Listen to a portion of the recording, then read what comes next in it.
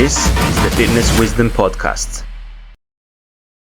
Hello everyone, welcome back to another exciting episode. Today I'm going to be interviewing Brooke Mcpoyle. She's a true expert on everything fascial health and breath work, and she's the founder of Musical Breathwork. So this is going to be a mind-blowing conversation. You need to stay tuned for this one. I'm catching you during your red light therapy time, I see.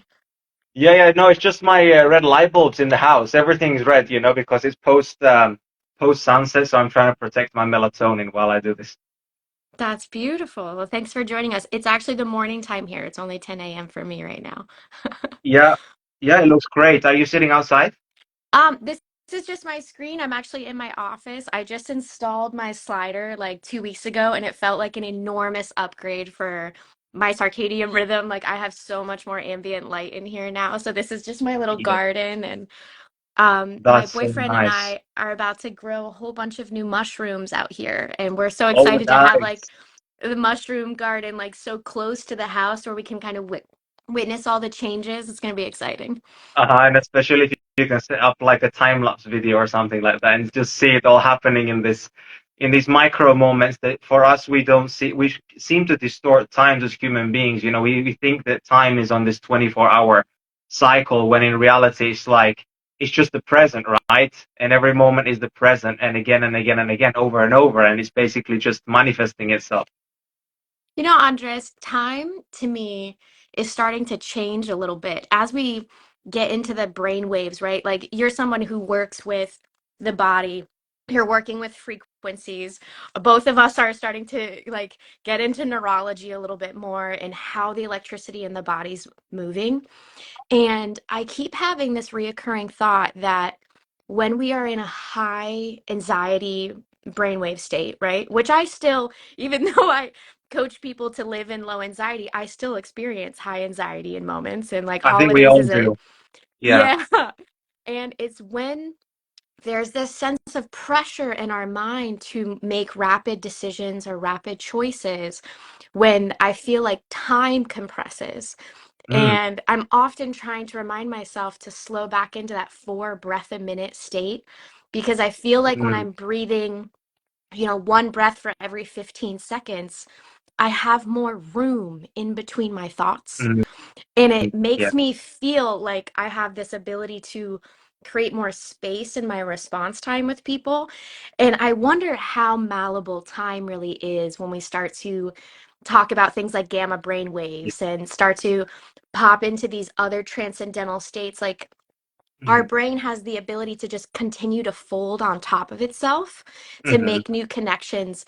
And as I meditate more and as I learn more, I just am humbled by, wow, what is time? And how slow can mm, we truly experience it if mm. we're really present within the fullness of our body and the fullness of our electricity, you know? Absolutely. And if we're stuck on this man-made 24-hour cycle that we believe that exists, I feel like that makes us age so much faster. When in reality, time, if we believe that it doesn't exist and we just go by the sun and the darkness cycles, the day and light cycles, we may just thrive and live so much longer because, okay, yeah, there may be like a 24-hour rhythm, but in reality, does the rhythm or does the amount of time change in wintertime? I've thought this to myself many, many times. For example, in the summer, when you feel like, okay, it's got this many hours of light and this many hours of darkness. But then in the winter time, it's got so many more hours of darkness and so many less hours of light. And I'm just thinking that actually when we're sleeping, are we like time traveling or, what's going on? I do think that Oh, our but consciousness goes somewhere when we yeah, sleep. I like a battery, like, you know, how we have to charge our phones, you know? I feel yes, like we get plugged into our main source. yes, We and all the systems wash each other while we go like and visit home and then we come yes, back. yeah, absolutely. Maybe we can get into that a little bit.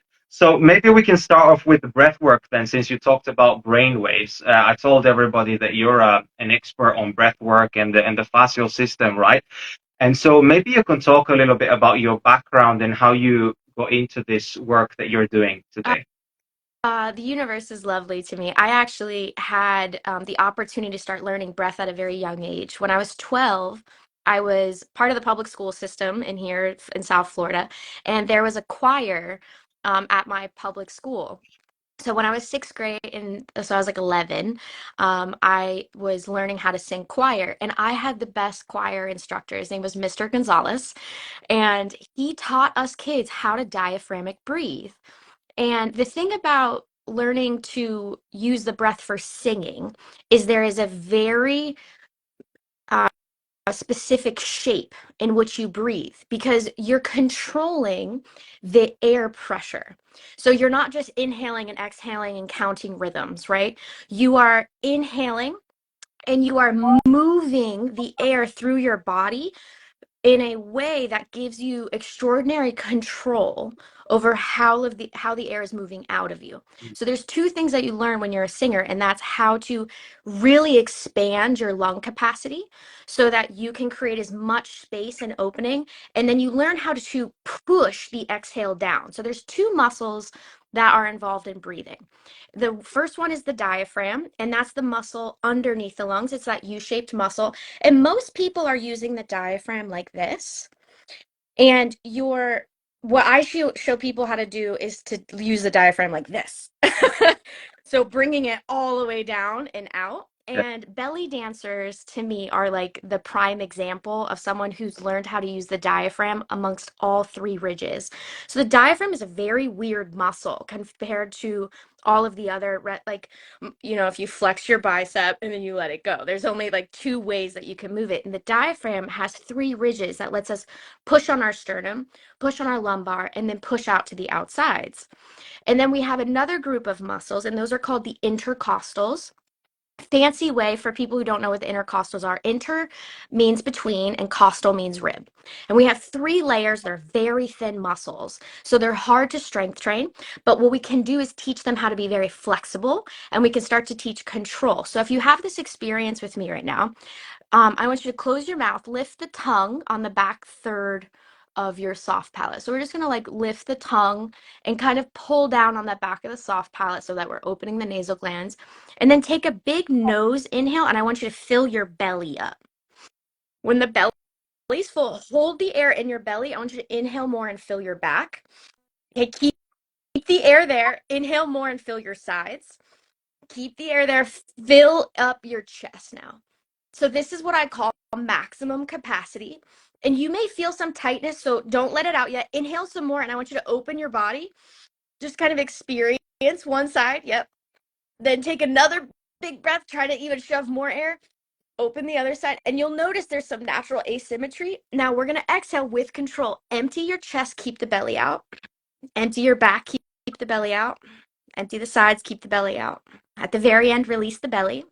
Take a recovery breath. So that's maximum capacity. And what I love to train people to do is to teach them how to double their lung capacity. Mm. What most people don't realize is that the average untrained lungs, like the lungs are just sponges, they're not muscles. And there's a lot of devices out there that are training people how to like mouth breathe with like intense suction. Mm. And I don't buy into whatever that's teaching Mm. people. And I know some Me people have neither. yeah, I know I some don't like people have mouth breathing. gotten no. It kind of tones and shapes the face differently. Yeah, I'm a big the nose is meant for breathing, the mouth is meant for yes, eating. exactly. That's the first thing I teach in my course, and it really helps when people see the cross section of the face because once we realize how large the nasal glands are, that they go all the way up to here and out to here, we can start to really clean. And so my mighty breath is my three favorite breathing exercises that are put together in like a little 10-minute sequence. So I teach people all of the science, all of the tips, how to work with tension in the body, but then it's like just log in and do this 10-minute little sequence. And over the course of 6 weeks, what we do is we metrically train. So we test your breath hold rate. That gives us an idea. So if somebody can only hold their breath for 30 seconds, they're at like less than 3 liters of cubic space in their lungs. So we want to clean out their lung tissue and we want to start making it bigger. If somebody has like a 90-second breath hold, they're around 7 cubic liters. Now, the world record holders are at 22 cubic liters. And the reason for that kind of gap is because of how our lung tissue is shaped. Mm, And for me, any athlete, like if you want an edge on all of your competition, double your breath, double your yeah. lung capacity because your endurance changes, your recovery Mm, changes, your rest changes. mm, Um, but those are all to me like fun side effects of it because when we start to shape the exhale, right, when we start to get really good at that shape, our diaphragm is naturally starting to hold this like push down on the exhale. So level 1 with my breath training, it's all about we clean the lungs, we double your capacity, we establish a shape. Once that's natural, level 2 we can add pelvic floor.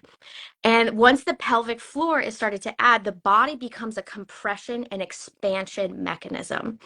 And this to me is like like the real fun stuff is when we start to train the body for compression and expansion, for contraction and expansion, with the breath, our systems start to pump optimally all the time. So now the fascia is flowing. Now there's no stagnation in the tissues. Um, there's no circulation issues. The nervous system is starting to fire. The cerebral spinal fluid is starting to be pumped more regularly and touching everything. Then when the pelvic floor can be added and we don't have to think about it when it becomes like an unconscious addition, we can add the toes. And when we add the toes, we can start to stand. And this is when it starts to look a lot more like Tai Chi because breath and movement are meant to be married together. They are really, as a golfer, so I played D1 golf and I've read, at least 50 books on the sports psychology of golf. And I've, had an epic amount of coaches. And it was crazy to me how few of them discussed the breath. mm, There was yeah. one book out of all of the books I've ever read. It's Yeah. called Quantum Golf, and it was written by a Japanese guy. And Sounds he like an was epic obsessed. book. Oh, it was, I've read it like 4 times. If even if you don't play golf, he Yeah. used the physics of superfluid molecules to describe the rhythm that you can achieve when you pair the golf swing with the breath, the effortlessness of it. Mm, And I feel like, and take any sport, any mm, athletic sport, mm, we're looking for effortlessness. Like that's what makes a master at something a master. mm, And I'm training with this professional opera singer right now, Hillary Ginther. And as much as I understand about the breath, she's still showing me the nuances of being able to explore the sh- like funneling the head, the air pressure into the head ever so slightly so that's electrical. And when I'm doing it right, it literally feels like my molars are electricity. mm, Like the mm, sound is roping out of my body in this like super intense way. And I, as much as I can experience it, bringing that experience to others to me is like a real gift because mm, having a mighty breath, it changes everything that we do as an athlete, as a singer, mm. as a thinker. Oh So yeah, absolutely.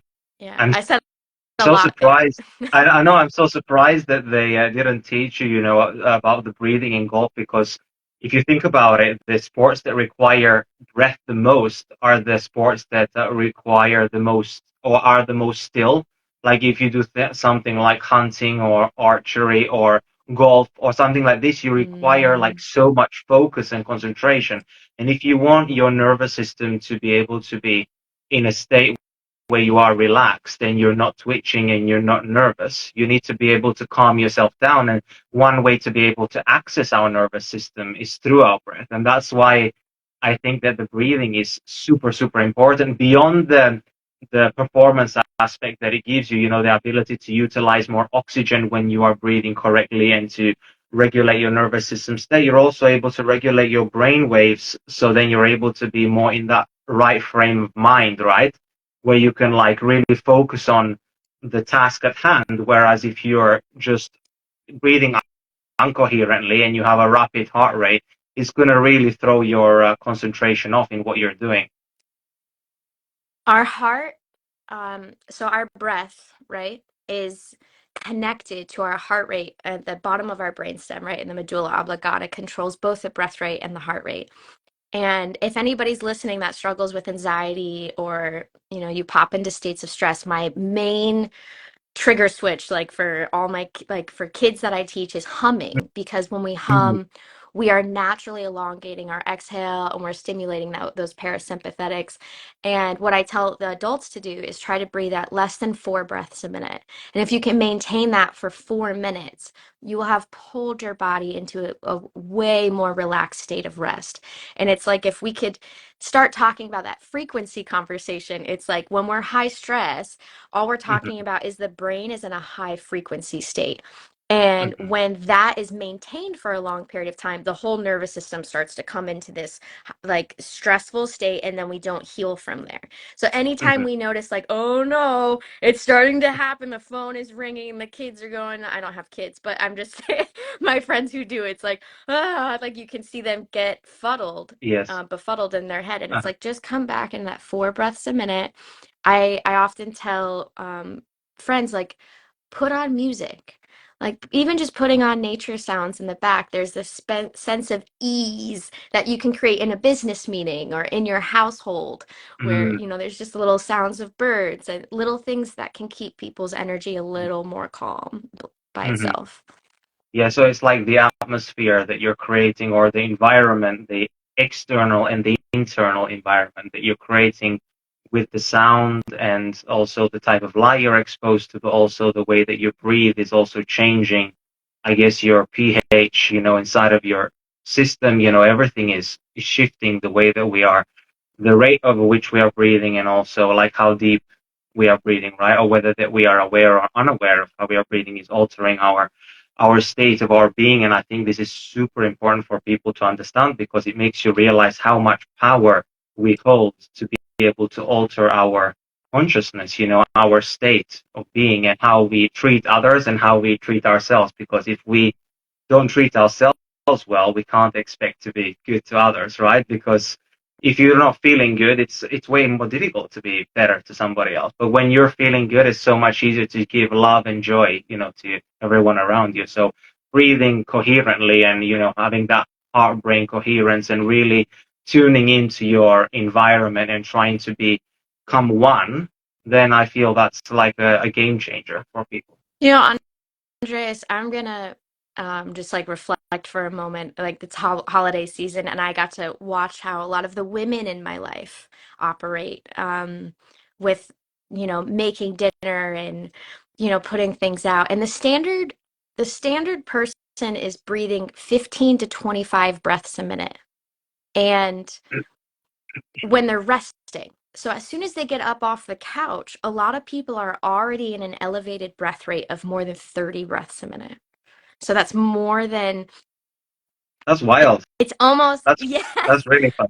So that's going to trigger the heart rate to go up, and then that's going to trigger the brain waves to go up. Yeah. So here I am watching my family members, just put out a spread and, put things down and talk to others. And I'm watching as the night goes on, breath rates elevate, and then I watch them sit and they relax. And it's like, wow, to move at like a master, right? To move in a state of effortlessness, to me, is about, wow, if we could do the same thing, but imagine the breath rate being at 4 breaths a minute. How much more like a kung fu person we would interact by just taking the ham out of the oven. If we're Mm, aware of our breath, mm, everything starts to become almost like an yeah, art move or an yes, athletic posture. absolutely. Yeah, yeah, absolutely. It makes you really much more aware about everything that you're doing in your life. It makes you more um, observing the environment rather than reacting to the environment, right? If you're breathing fast, you're more likely to be reactive to your environment. But when you're breathing slow, you're able to observe. Like, so if someone, cuts you off in traffic, or someone annoys you or something, you're more likely to respond aggressively if you're in that heightened nervous system state, right? Depends what kind of person you are as well, and also Mm-hmm. how much stuff undealt with you have stored inside. But other than that, like, the breath can massively influence as well your state of how you respond to a situation. And that's why, I've been doing a bit of a coffee detox lately, and I feel like that has been incredible for me, because I've been drinking coffee for many years, straight. And now that I've been not drinking coffee for like 40 days or more, I feel like my heart rate is just so much lower, and like my nervous system stays so much easier to regulate, so I don't get into that state of fight and flight so easily. And Nice.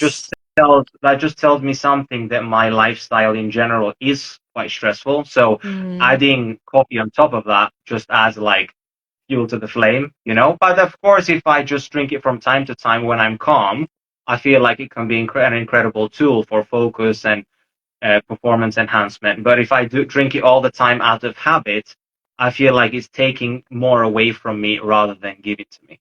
Would you agree yeah. with that with caffeine? Oh, absolutely. I mean, I love coffee too, and it's a great vasodilator, so it automatically opens our Mm, brain up. mm, I've been replacing my coffee with cacao and bee pollen and mm, honey, mm. and I gotta tell you, it's really nice to have a warm beverage that kind of like smells good and feels good in Yeah, the morning. yeah. But my stomach for sure appreciates the no acid. Um, in Mm, Eastern medicine, I love to read textbooks from all over the world mhm, because that's our opportunity in the information system age we get to live in. And in Eastern medicine, they always say that coffee, like any caffeine, any stimulant, is going to mm, steal our shen for the future. So mm, in Eastern medicine, there's this philosophy that we have so much life force that we are mhm. given as a gift for life, and we can either build that or we can like take from it. And caffeine to them, any of the enes, the caffeines, the nicotines, the the Yeah, the I ease. N E's, yeah, like we should avoid those because they tax the shen. Okay, But that's life is, really cool. yeah, life is balance. I really feel like everything in moderation can be a medicine. Anything Yes, overdone can yes, be a toxin. yes, So, I love to wake up and have a couple glasses of water and kind of be awake for a couple hours, then enjoy a cup of coffee as like a yes. little bit of an enhancement. Have you Mhm. tried the new mushroom coffees that they have out there? Oh, I've tried lots of mushroom coffees over time. Yeah, I just kind of feel that, when I'm drinking something, I feel that I need something with more full body, and if I have it, I normally have it with like heavy cream. So if I have my coffee, I'm gonna have heavy cream in it, and it's gonna be like really fatty because it really brings out the flavor of the coffee. But Yeah. I don't like to dilute things, with milk, because I find that milk is so much percentage in Yeah. water, so it just makes it, more, watery. So but yeah, I have tried the mushrooms, and those ones just don't give me the same effect that I'm looking for with, like, I mean, I do feel something with cordyceps, for example, and lion's mane, but not with all the mushrooms. Okay. You might enjoy the I do bee pollen, cacao, and honey. Uh, And it's a uh, full-bodied flavor. It makes my tummy feel like good. You might Yeah, I enjoy have it. that. I have that every evening normally. I normally have a Oh, cacao okay. drink in the evening. Yeah, because it Nice. feels like super relaxing. It has a little bit of Mm, magnesium in there. I don't know how bioavailable it is. I take extra magnesium anyway in supplementation form, but it's nice to have that cacao. I just always feel it relaxes my nervous system, so it feels super nice. nice. But tell me about these four breaths. For example, how would you structure it? Is it how long is the inhale? How long is the exhale?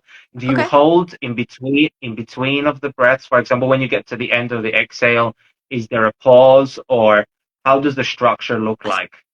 So the beautiful thing about the breath is it can look a thousand different ways, but That's the true. way that I would coach people down from a state of anxiety is 4 breaths a minute ends up being around a 7-second inhale and an 8-second exhale.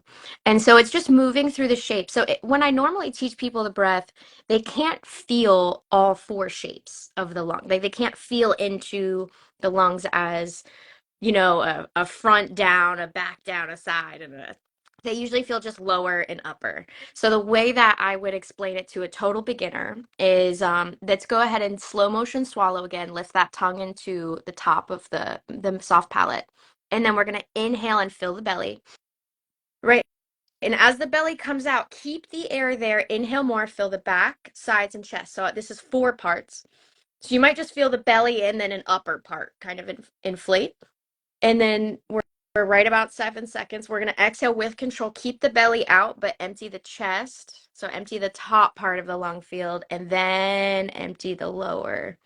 right? We don't have any lung tissue in our belly. So when I'm saying breathe into the belly, all I'm cueing is to push that diaphragm Yeah. down. And then it's completing the exhale fully. So like I'm still only operating on one breath, even though I've been talking. Hmm. And then it's inhaling again. So Mm, when people establish a shape, right? When you learn how to breathe into your belly, into that lower section, and then into the upper mhm, section, and you mhm, take your time, like trying mhm, to actually experience where the air is unfolding, mm, right? And then when you exhale, you empty that chest and then you empty the belly. As people train, and we can show them, to me, seeing the muscles, being presented with this is what your lungs look like. This is how the lung tissue is smashed against your rib cage. Most people don't know when they take a body apart and they take the lungs out of the body, the lungs have indents where the ribs were. So it's really? all about, yeah, it's Wow, literally the that's lungs are cool. just smashed into our body. Wow, wow. And as we learn to create flexibility in the intercostals and Hmm. open the fascia, and we Hmm. have to, we work together, like we stretch and then we use the breath to create space within the body. Mm, So when we train, we actually have to be very aware of where the tension in the body is arising. Most mhm, people don't realize the brain wants to keep us out of pain. So it has mhm, devised a million different ways to hide pain from ourselves. And when we go through certain exercises, we experience pain or tension, right? And most people are like, oh, that's painful or that tense. So like they kind of block or they numb that area of their mhm, body. mhm, And as like the way that I coach is I teach them how to unlock that tension. So don't ignore the tension. The tension is showing you where your tissues are smashed together and there's stagnation. mhm, So it's all about learning how to properly activate what's going on and then go through a sequence that's going to trigger like so the first let's actually just do one together. okay. This first one is called a detox breath. If any of you have respiratory illnesses or you're pregnant, please sit this out. But if you are of good health and you want an experience, this one is very similar to fire breath, which is like an old school pranayama thing. I call it the detox breath because I normally teach it on the back, and it's all about getting particles out of the lung field. Mhm, So it's mhm, we can do it sitting up, but it's actually really beneficial to do laying on our back. okay. And what we're going to do is we're going to inhale through the nose, right? And then Yeah. I'm going to show you, we're going to pop the belly out. Yeah. Okay? So the air is going to be pumped violently through the nose. And I want you to picture the breath, right? Like a 1 inch punch. Yeah. Like, so we're almost imagining we're blowing out a candle and the candle's all the way at your feet. And we're going to Mm, move the air with violence because we're going to snap the diaphragm in and out. Okay. So yeah. the Yeah. inhale's passive. Uh-huh. And then, Mm, right. okay. So I'll start my timer So it's and let's do, like the exhale is the only one that's forced. The inhale comes automatically. yeah. Yeah, the inhale is Yeah. passive. We're focusing on the exhale being violent. Yeah. And you might need to get a tissue. But what we're Yeah. going to Classic. do, yeah, if you have anything in your nose, it's coming out. What we're going to do is we're going to channel the breath on the inhale to try to Yeah. come all the way up here and all the way out here. So some people, when they Right. start doing this, they may feel like part of their nose is stuck. I want you to Yes. force the air. It's all about working with tension. Mm, So we're going to do this. It takes 90 seconds, and right. about 45 seconds in, you are going to feel a burn. In that burn, I want you, if you can't, just observe it because it's showing us which muscles are weakest. Mm, So wherever that burning feeling happens, if it's down here, yeah. it's in the diaphragm. Hmm. If it's within an inch and a half of the Hmm. body on the Hmm. sides, it's your intercostals are weak there. If Hmm. it's inside of the lung tissue, your lung tissue is dirty there. So Mm, we're just going to do this one time and people are going to gather a lot of information on what's happening in their lung tissue. So I'm going to start the timer. all So right. go ahead and just get comfortable. Make sure if you're sitting up and doing this that your head is right over your neck. So like we don't want a forward neck position. We want everything to be stable. So for those of you sitting up, you can grab your thumbs. Oh, look at that. And That's you cool. can The Fireworks. double thumbs up. Yeah, If you rope your thumbs underneath your armpits, that's like a foolproof way of like making sure your head and your shoulders are all together. Yes. So that's so hard to do. yes, if somebody experiences burning through this exercise, after COVID, a lot of people's nasal glands got like their cilia fibers got injured. So if we get done this and you feel like you just jumped in a chlorine pool, that's just your cilia fibers showing you that they have been damaged. And it's only in this nice little exercise we can reestablish so much nerve flow within all of these tissues. All right. Mm, yeah. Okay. I'm You gonna start call the it like timer. you call it detox breath because it's also like pumping the lymphatic system as well, right? It's doing so much. Yeah, It the detox breath, there's people hate it, but it's like it's moving your lymph better than anything else yeah, out there. yeah. You're cleaning out your nasal glands entirely. We're retoning your nasal glands too. Then if you Mm, keep your tongue in the proper position, we're toning your soft palate to be held down. mm, We're toning the mm, trachea to open up. So sometimes if people have a lot of tension in their neck doing this, it's like they have lymphatic stagnation. mm, So it's a way for mm, us to kind of test what's going on, as well as mm, get people aware of the intercostals mm. and the diaphragm. So let's go All ahead and do it. all- all right, let's get it. Okay. So slow motion swallow, lift that tongue against the back third of the tongue against the soft palate. So if you're doing this right, you're going to feel like you can suction cup your tongue. Yeah. Okay. So get it back there. Inhale deeply through the nose, fill the belly. 90 seconds detox begin.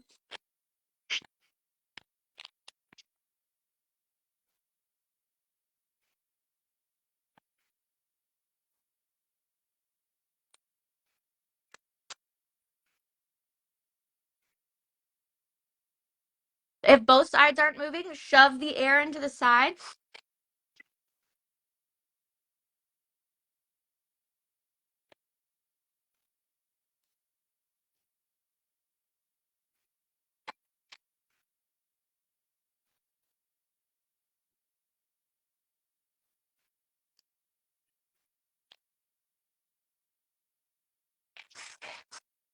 'We're halfway. So just keep it aggressive and just pay attention to wherever the tension's building up.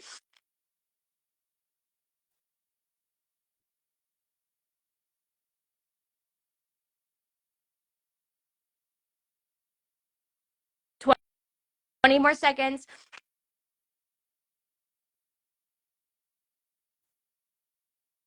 If you need to, pull your face up so you can open up so that this whole area is open. 3, 2, 1, release.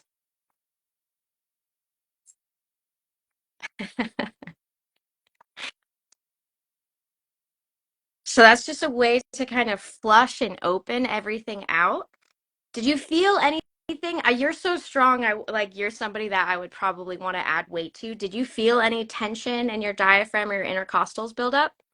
No, I didn't feel anything anywhere specifically. Like in the past, when I was a child, I used to have asthma, and I feel like maybe here, in my what do you call this? The The esophagus? esophagus. The Yeah. esophagus. Yeah, I felt that there was some tingly feeling, but that was about it, really. Yeah, I didn't feel Okay. any. I felt like maybe my head was getting hot. Okay. Perfect. If we were to do this laying down and you Yeah, didn't have any like muscle burning, I would immediately put like a 2 pound weight on your stomach. right. To do the next two sets, because the Yeah, whole point of that exercise to me is to gain awareness. It's not yeah. just like it's great, like we clean the nose out, and the Mhm, nose depending on how good you take care of yourself is kind of easy to clean. So after mhm. that it's all about getting this like the 1 inch punch. I call it like the 1 second inhale. So let's just say if you're out and you're sprinting, right, and everybody else around you is kind of like gasping for breath. That is what trains you to do a like you can quickly get all the Suck way it up. back into Yeah. yes, you can reoxygenate your Yeah. body really fast compared to other Absolutely. people, Yeah. because like a lot of people that do sprints and runs, they start to cramp up on one side of the body, and to me, like, that's where the diaphragm has Mm, been locked up. mm, It's not mm. pumping. That's interesting. Yeah, so most people that get done running and they have to hold their knees to support themselves or like lean back, Mm, it's because the diaphragm has been overexerted. But if you do mm, something like what we just did and you lay on your back and you put weights on your stomach and you do mm, 3 sets of those, you have just mm, strength trained your diaphragm, That's cool. So then right? basically like the lung capacity is increased because now the lungs can go lower, like there's more room to suck in more air. That to me is just one good exercise of many. Like, so let's go Right. into the maximum. So after I would do that, right, I would come right into a max hold. So let's just Okay. go ahead and inhale deeply through the nose and fill the belly. Okay. Then what? Keep the belly more full this time. Inhale more, fill the back, fill the sides, fill the chest. Okay. Now here, we're just going to hold for 30 seconds, and you should have no air in your head. So right now, if you feel air between your ears, push down deeper. Most people, when they hold their breath, they kind of clamp down on the muscles and it shoves air back into the head. Instead, we want to open the body up. So if you open your arms up or open your arms overhead, then inhale more and then shove the air wherever there was tension. I know you didn't really have any, but for most people, the diaphragm is really locked up. All right. And then inhale some more. Really try to stretch into the upper chest, into the lumbar, and then exhale with control. Empty the chest, then the sides, keep the belly out, then empty the back, keep the belly out. At the very end, release the belly. Come into a full exhale. Pull the belly button to the spine. Okay. Then, so belly button to the spine. Then the lower intercostals, right, can actually tuck in. So cramp those in and then lift the belly button up. You can breathe here. It's so hard to teach people this without them training for a little while. So you can breathe if you need to shallowly, but as you advance, you can hold empty. So we're pulling the belly button back, we're tucking in, and then we're lifting the belly button up. Now, if you're advanced, you can move the belly button to the front part of the heart, and then the back part of the heart, and then the front part of the heart, and then the back part of the heart. The And belly we can button? release. Yeah. What do you mean by that? What do you mean by forward and backward? So the diaphragm has 3 ridges on it, right? Yeah. And when we start to gain control, we can push on Uh-huh. the sternum, push on the lumbar, and then push out to the sides. And the way that we can train the body to start to do that is after we clean the lung tissue, right? Then after we stretch the lung tissue out, then what we do is we teach the muscles how to contract and pull in Mm, so that we mm, can shape the exhale over time. So the mhm, more control that we have over our intercostal muscles, mhm, the mhm, more powerful our exhale becomes. mhm, So the diaphragm we can strength train, but the intercostals we have to learn how to control the shape of it. So mm, the way that people learn how to control the shape first is by holding the minimum. So by holding all of your breath out and then creating almost like a stomach vacuum. It's Yeah. similar to a stomach vacuum. So we're sucking the tummy in, which is cool Yes. because it works the transverse abdominis, so which Yes. is the corset muscles of the body. So we suck the belly button in, right? Then we're teaching these lower intercostals. Like as an opera singer, you learn how to gain flexion out and then in. How So do you it's do like that? yeah. Do you do you it's like stick your chest out, or what are you no, doing there? Like, are you? it's literally like your Oh yeah, intercostals I go. think I think I got it. So Are you like pushing your diaphragm down and then in? no, Is that what's doing it? I'm not moving my diaphragm. I'm literally it's such a hard muscle group to teach Wow, people. But the first that's tough. yeah, to push them out is tough. To push them in is easier. So I always Right. tell people if you can fight for the in, that's when you learn how Mhm, to push them out. So mhm, the in is we pull the belly button in, then we clamp these down. So you're making your midsection as tight as possible. And then from mhm, here, we pull the belly button up even higher. mhm, And so like in our upper rib cage, we have 2 lungs and then we have a heart. right? The right lung is way bigger than the left lung because the heart's in the way. And then underneath those two things is the diaphragm.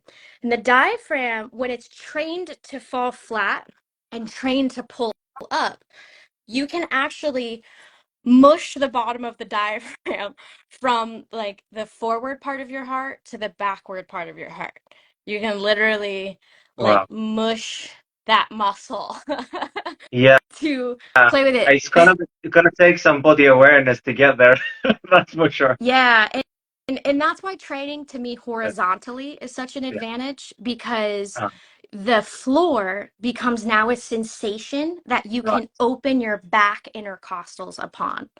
So Mm, it like the floor when you train on the ground, you have a weight on your mhm, tummy, right? So mhm, there's more pressure now for you mhm, to feel into the body deeper. mhm, And then the floor becomes this way for your back to experience your inflation mhm, because I mean we can quadruple our lung field.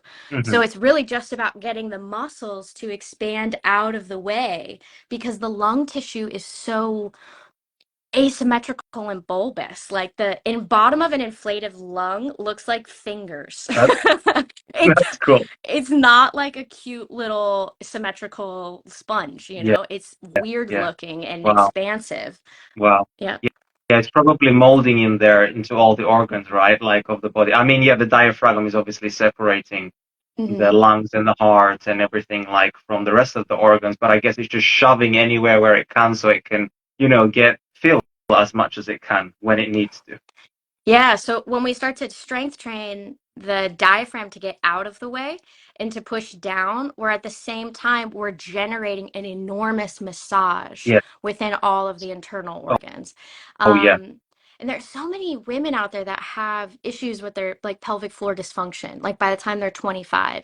And I feel like it's because most women that I know are holding their stomachs in, Yes. you know? So Yes. they're just I breathing was up I was there here. as well at one point. Yep. And it's, man, the body's meant to be like soft and flowing. So Yeah. to me, there's the health nuts that are out there that don't have the popping veins. They look so much healthier to me because their Hmm. body looks fluid. It looks like it can receive Hmm. muscle, it can expand around the Hmm. muscle. Everything's not so like tight. Hmm. Um, I think that us women, that the whole corset concept of keeping the belly in as tight as Yeah. possible, Yeah. it's created pelvic floor dysfunction because our diaphragms aren't dropping the way they're supposed to, and the Mhm. internal organs have a deficit of this natural massage that's supposed to happen all the time. And so the pelvic floor to function properly, does it require like pressure from the diaphragm to take its shape? Is that why it causes dysfunction? Or why does it cause dysfunction when they are constantly sucking their belly in?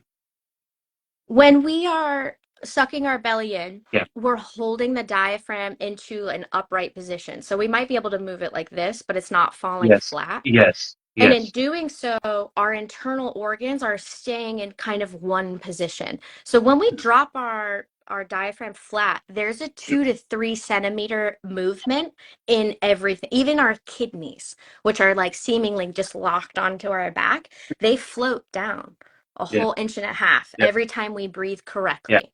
Now, if we don't breathe correctly, all those things are just right there. Now, take someone who's sitting at a desk all day that may not like walk every day and they're sitting. So when we're sitting too, there's no activation of the glutes, right? So the lower body kind of comes online, and then you add a shallow breath to that, and then you add, super tight panties that are made of plastic.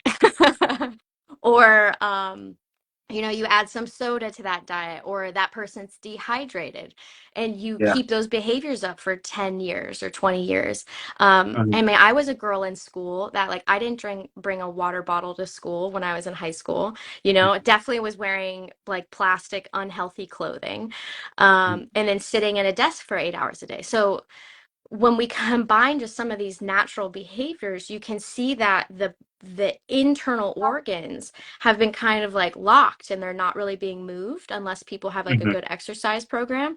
But even if Hmm. they do have a good exercise program and they're breathing shallowly, sitting at a Yeah. desk all day, Yeah. those internal organs aren't being moved around. Hmm. Um, so to me, like learning how to breathe well can Yeah. change so much within people. It changes the nervous system, which Um, allows you to heal deeper, yeah. but Yes. then it creates all of these things. And when you look at in America, because I teach people all over the world, when I teach people in California pelvic floor with the breath, they're always like, this is the opposite of my teacher. And then I'll teach someone in the Middle East. And I teach a Tibetan technique. So, like, I learned from an Apache medicine man who was trained by Mongolians how to add pelvic floor into my breath work.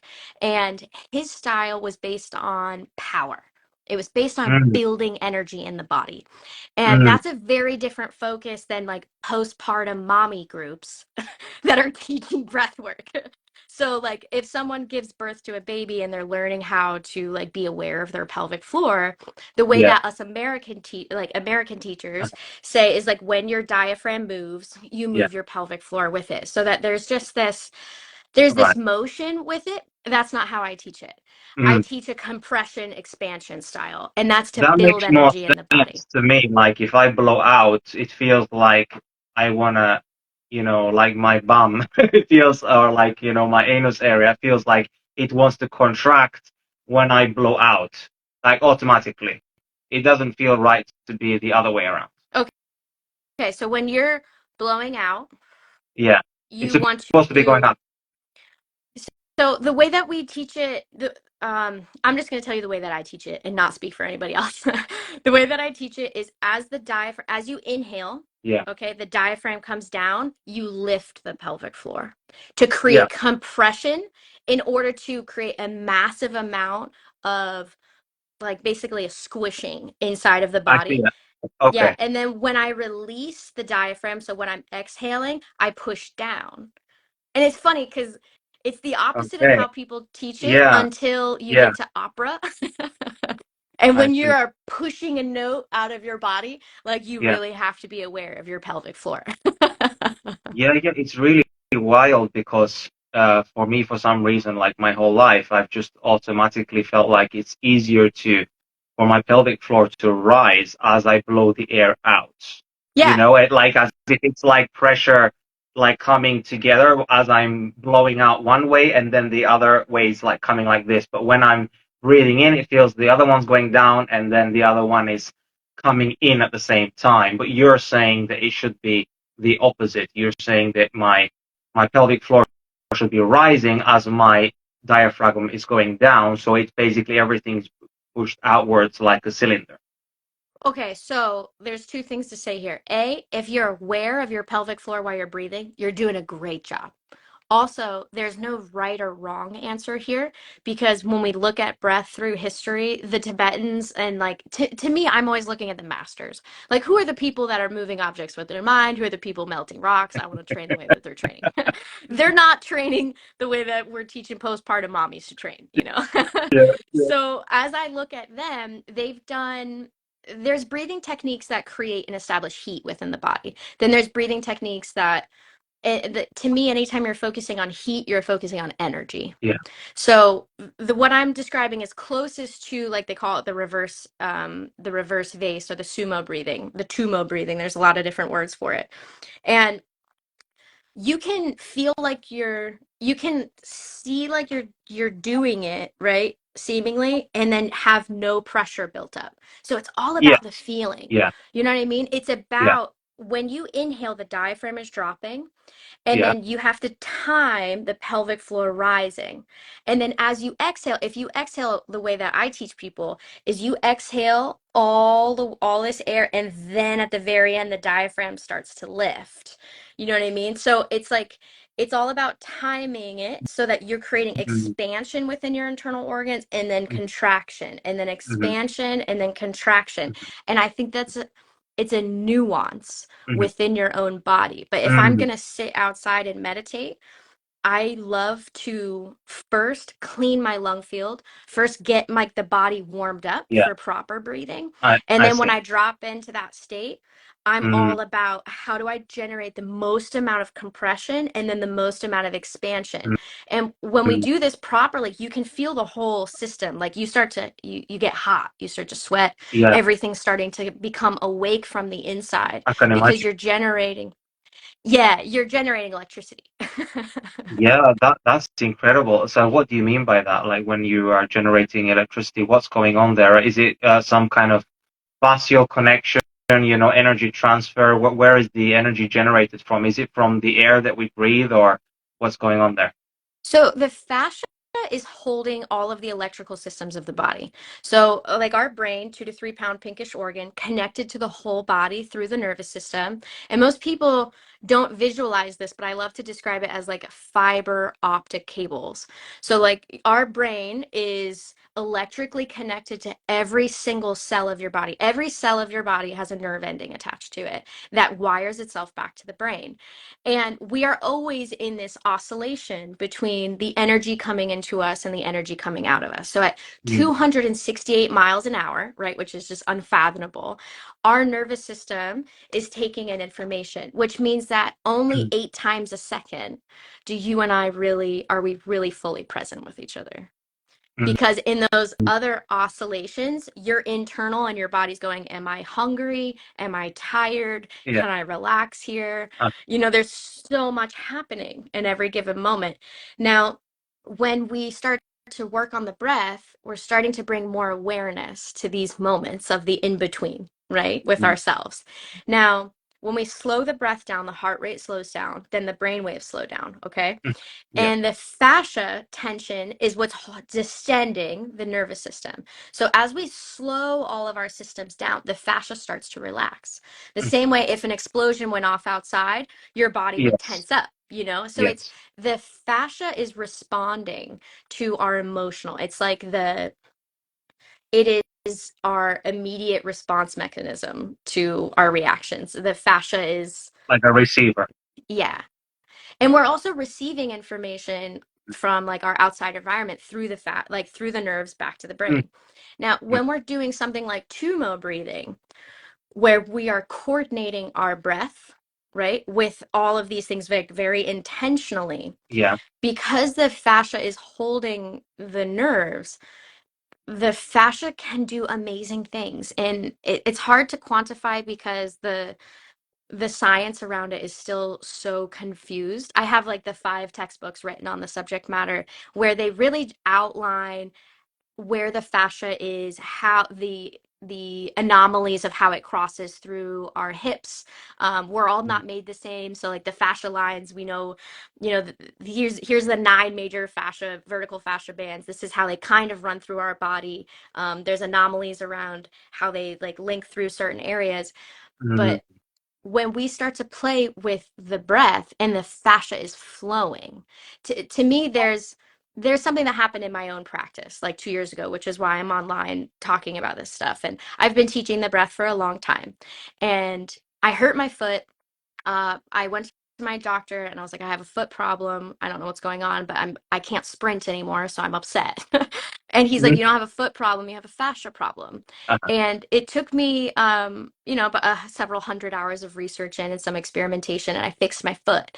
When I fixed my foot, I went to my parents who both have knee problems, and I was like, maybe you guys have a fascia problem. Let me see if this will work. Both of their knee pain went away. And then because I'm a good coach, I was like, hey, you guys want to add something to your breathwork practice. And when I did this, the breath that I've been teaching for a decade changed within my clients. After I started doing so I started the class with fascia, then we did breath. Everybody basically fell asleep at the end of class. My goal is always to we clean, we do our work, and then drop them into theta. And 50% of my class could always get there because I could tell their breath rate would naturally drop and they'd almost fall asleep or something. But it was always like 50%. When I added fascia work, everybody dropped in. And it mm, was like by creating ease within the fascia, the breath became substantially different for their brain. mm, And the more I get into fascia and the electrical connection and how the fascia is carrying the electricity, I'm like looking at the muscles like they're batteries. Like Mhm. the muscles are just batteries Yes. based on how well we can use our fascia. And Mm, Coach Chong Zi is someone, he does the secret of athleticism, and he's doing really interesting EMG studies on the fascia and the fast twitch, mm, basically redefining what we know of as fast twitch training. And I'm following his work closely, but he's not involving the breath. And I feel like mm. if we involve the breath with the Yeah, flowing fascia, right, yeah, that's where we're going to experience a different peak in athleticism. absolutely. And there, there's so much I don't know, but there's so much I'm excited to talk about.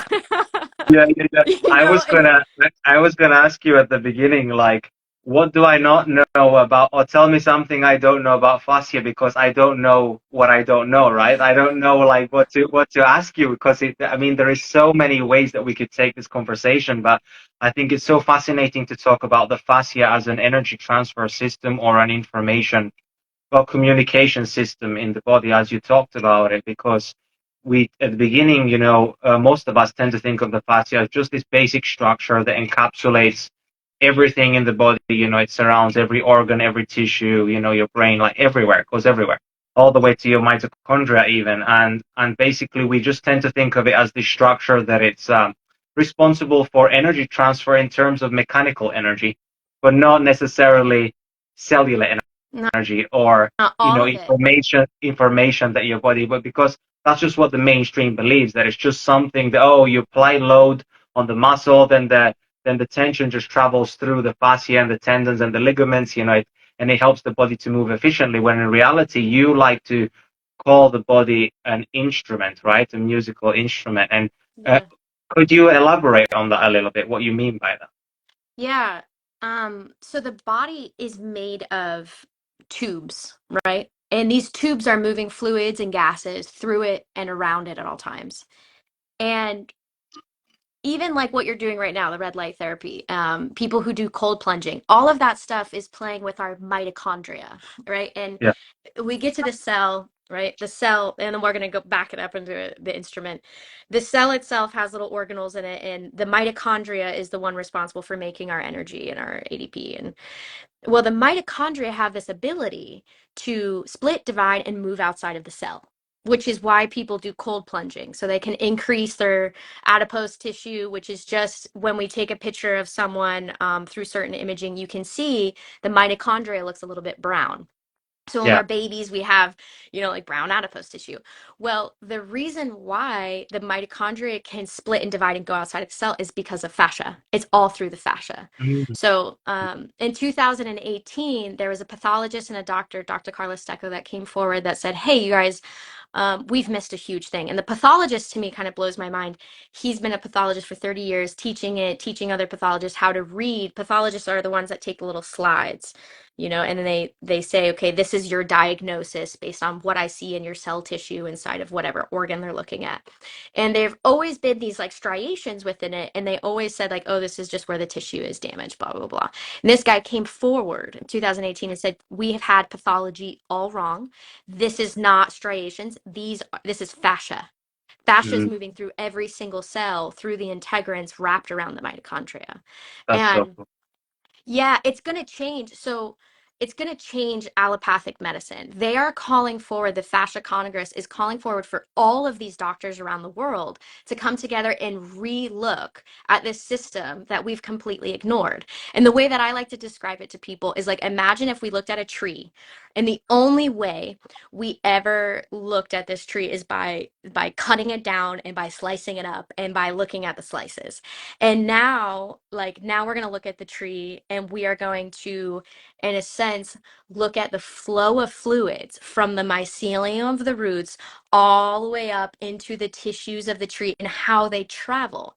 So the body is a musical instrument to me. I play 8 instruments. So I like all over here is just like a bunch of instruments.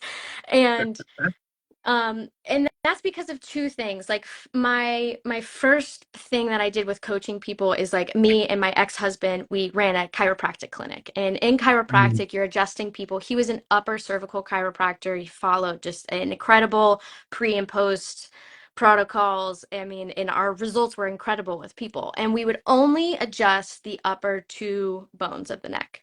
And then put them through these sequences that allowed the nervous system to self-correct. mm, And I loved it that way. I got great results with the care that he gave.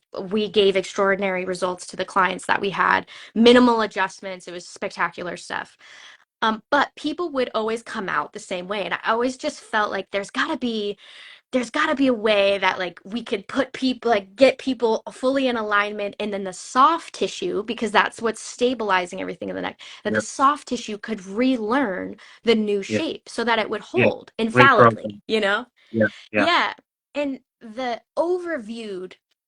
the thing that I always thought was very overlooked was this foot structure and how the foot ends up changing the spine over a course of time. So you can give someone the perfect chiropractic adjustment, right? Yeah, Their yeah, nervous system can be awesome. Then they get up and they walk out the door and they have such tight feet that they're no longer walking along like the vertical plantar fascia, which runs down the middle of the foot, right?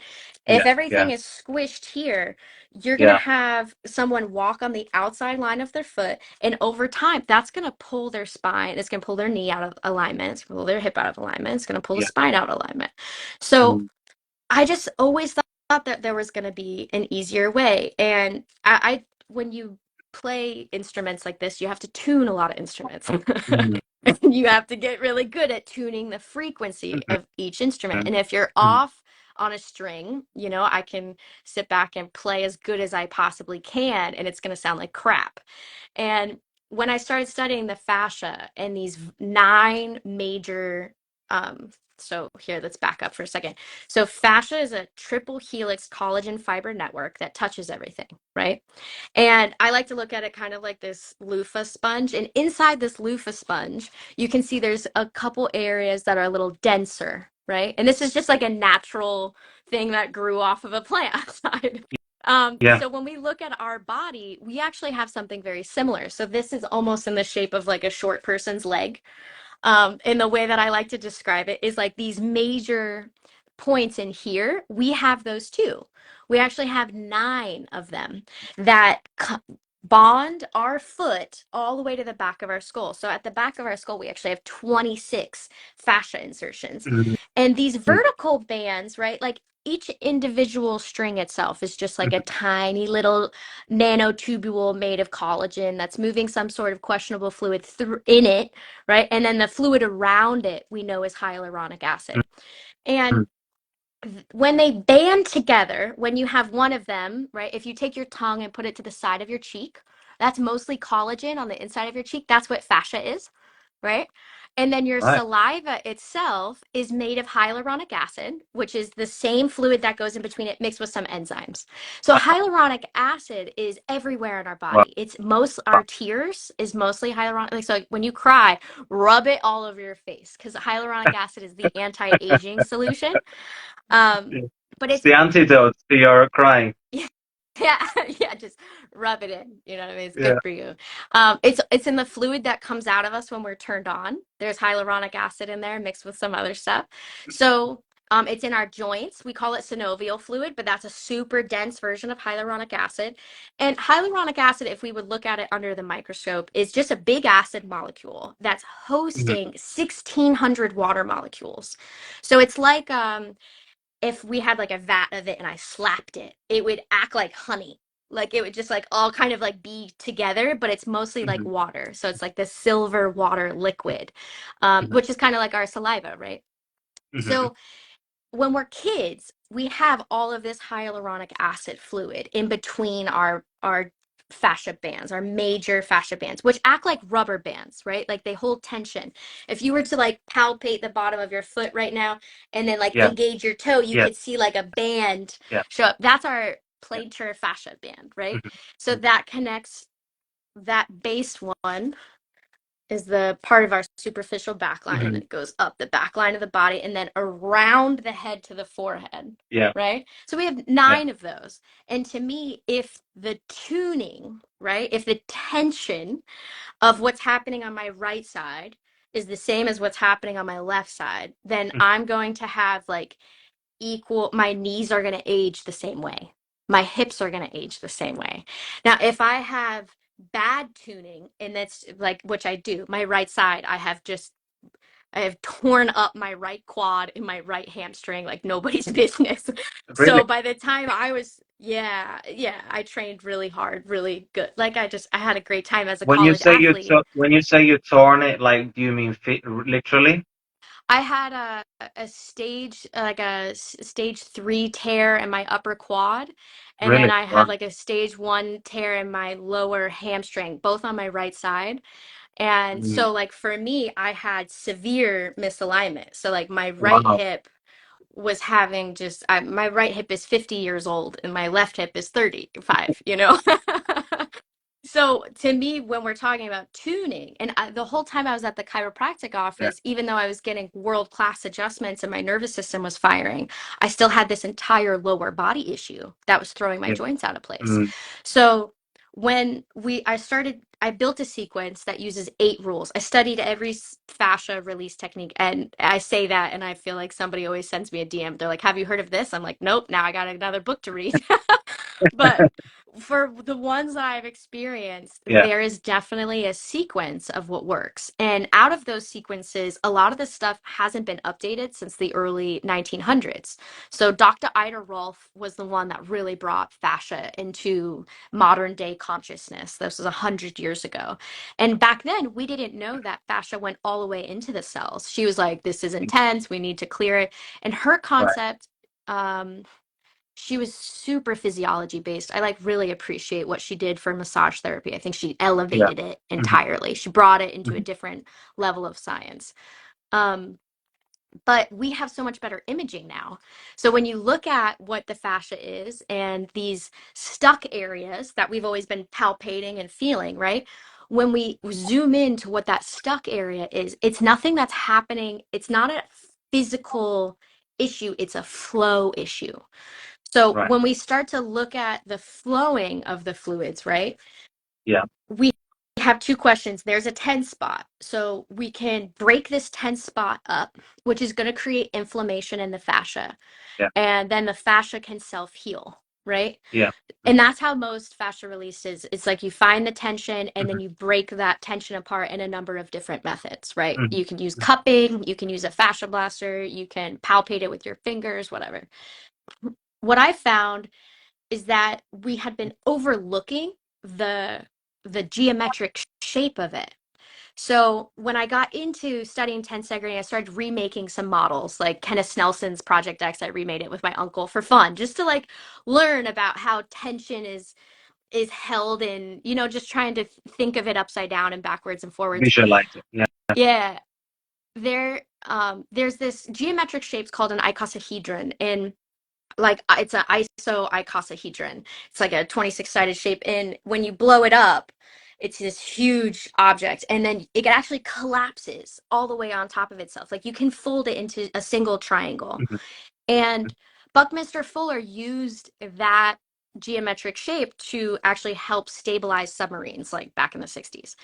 And something happened in my brain where I was like, maybe what if we're looking at the fascia wrong? Like we all know it needs to flow.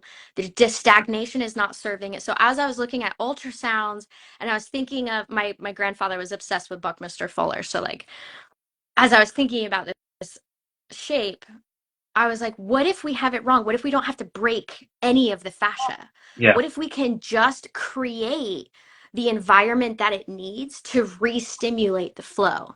So that's why I have my 8 rules of the fascia flow, because I really think Hmm. that we did overlook something. Hmm. I think that we can be much less aggressive with it. Right.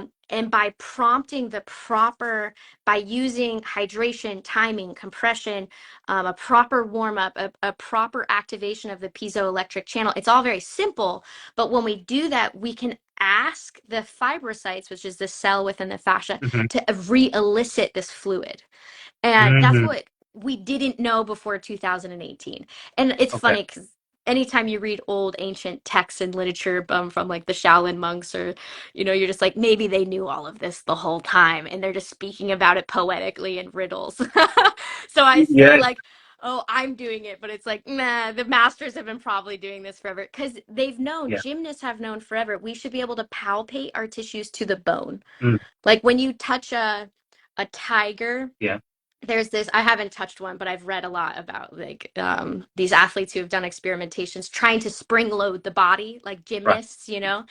And when you palpate a feline, like a predator feline like that, you can push their muscles all the way to the bone and they have Wow, no reaction. Like wow. there's nothing but fluidness Mm. within how they like hold their body. Supple, suppleness, yeah. Hmm. That's incredible. So yeah, like that's a fantastic overview of like how the body is like a musical instrument. We have to be perfectly balanced, left and right, for front and back to be able to be organized in a specific way. And then if the tensions are distributed equally throughout the body, we're able to have this fluid and efficient movement, which makes us better athletes for life. Because I feel like everybody is an athlete, right? Or should be aiming to be an athlete of life, because that means you're just a good mover if you're an athlete. That's what Yeah. athletes are. Yep. Athletes are people who are great movers and that they are good at a specific skill which they practice over and over and over, which is called kung fu. So like if you practice kung fu in every aspect of your life and you become intentional about it and you have healthy fascia, you can become any athlete that you want. You can basically be put in any environment and you can pick up a skill really, really fast because your body is efficient at adapting at any environment, any angle, any temperature, Mhm. and so on. So I think that what you're saying is like super important. And yeah, what you were saying about the fascia, identifying it as this liquid rather than something that we need to break up, it totally changes the way that we think about things, because we just always think that, oh yeah, harder is better, or going Right. more on.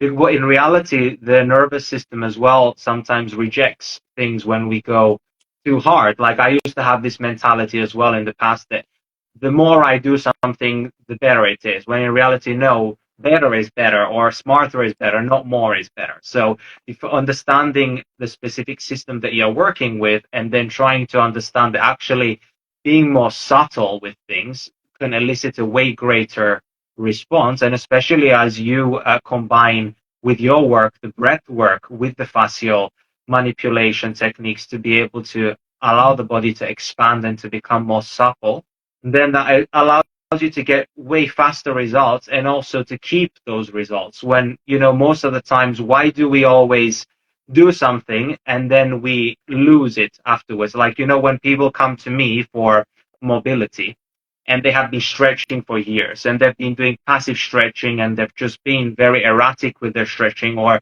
they've been holding long stretches, right? Yeah. I tell them that you need to strengthen the body through full range of motion, grant your brain needs to grant access, to Hmm. your body, that you can gain the mobility that you want, and so that it doesn't get tight after 5 minutes after you've just stretched.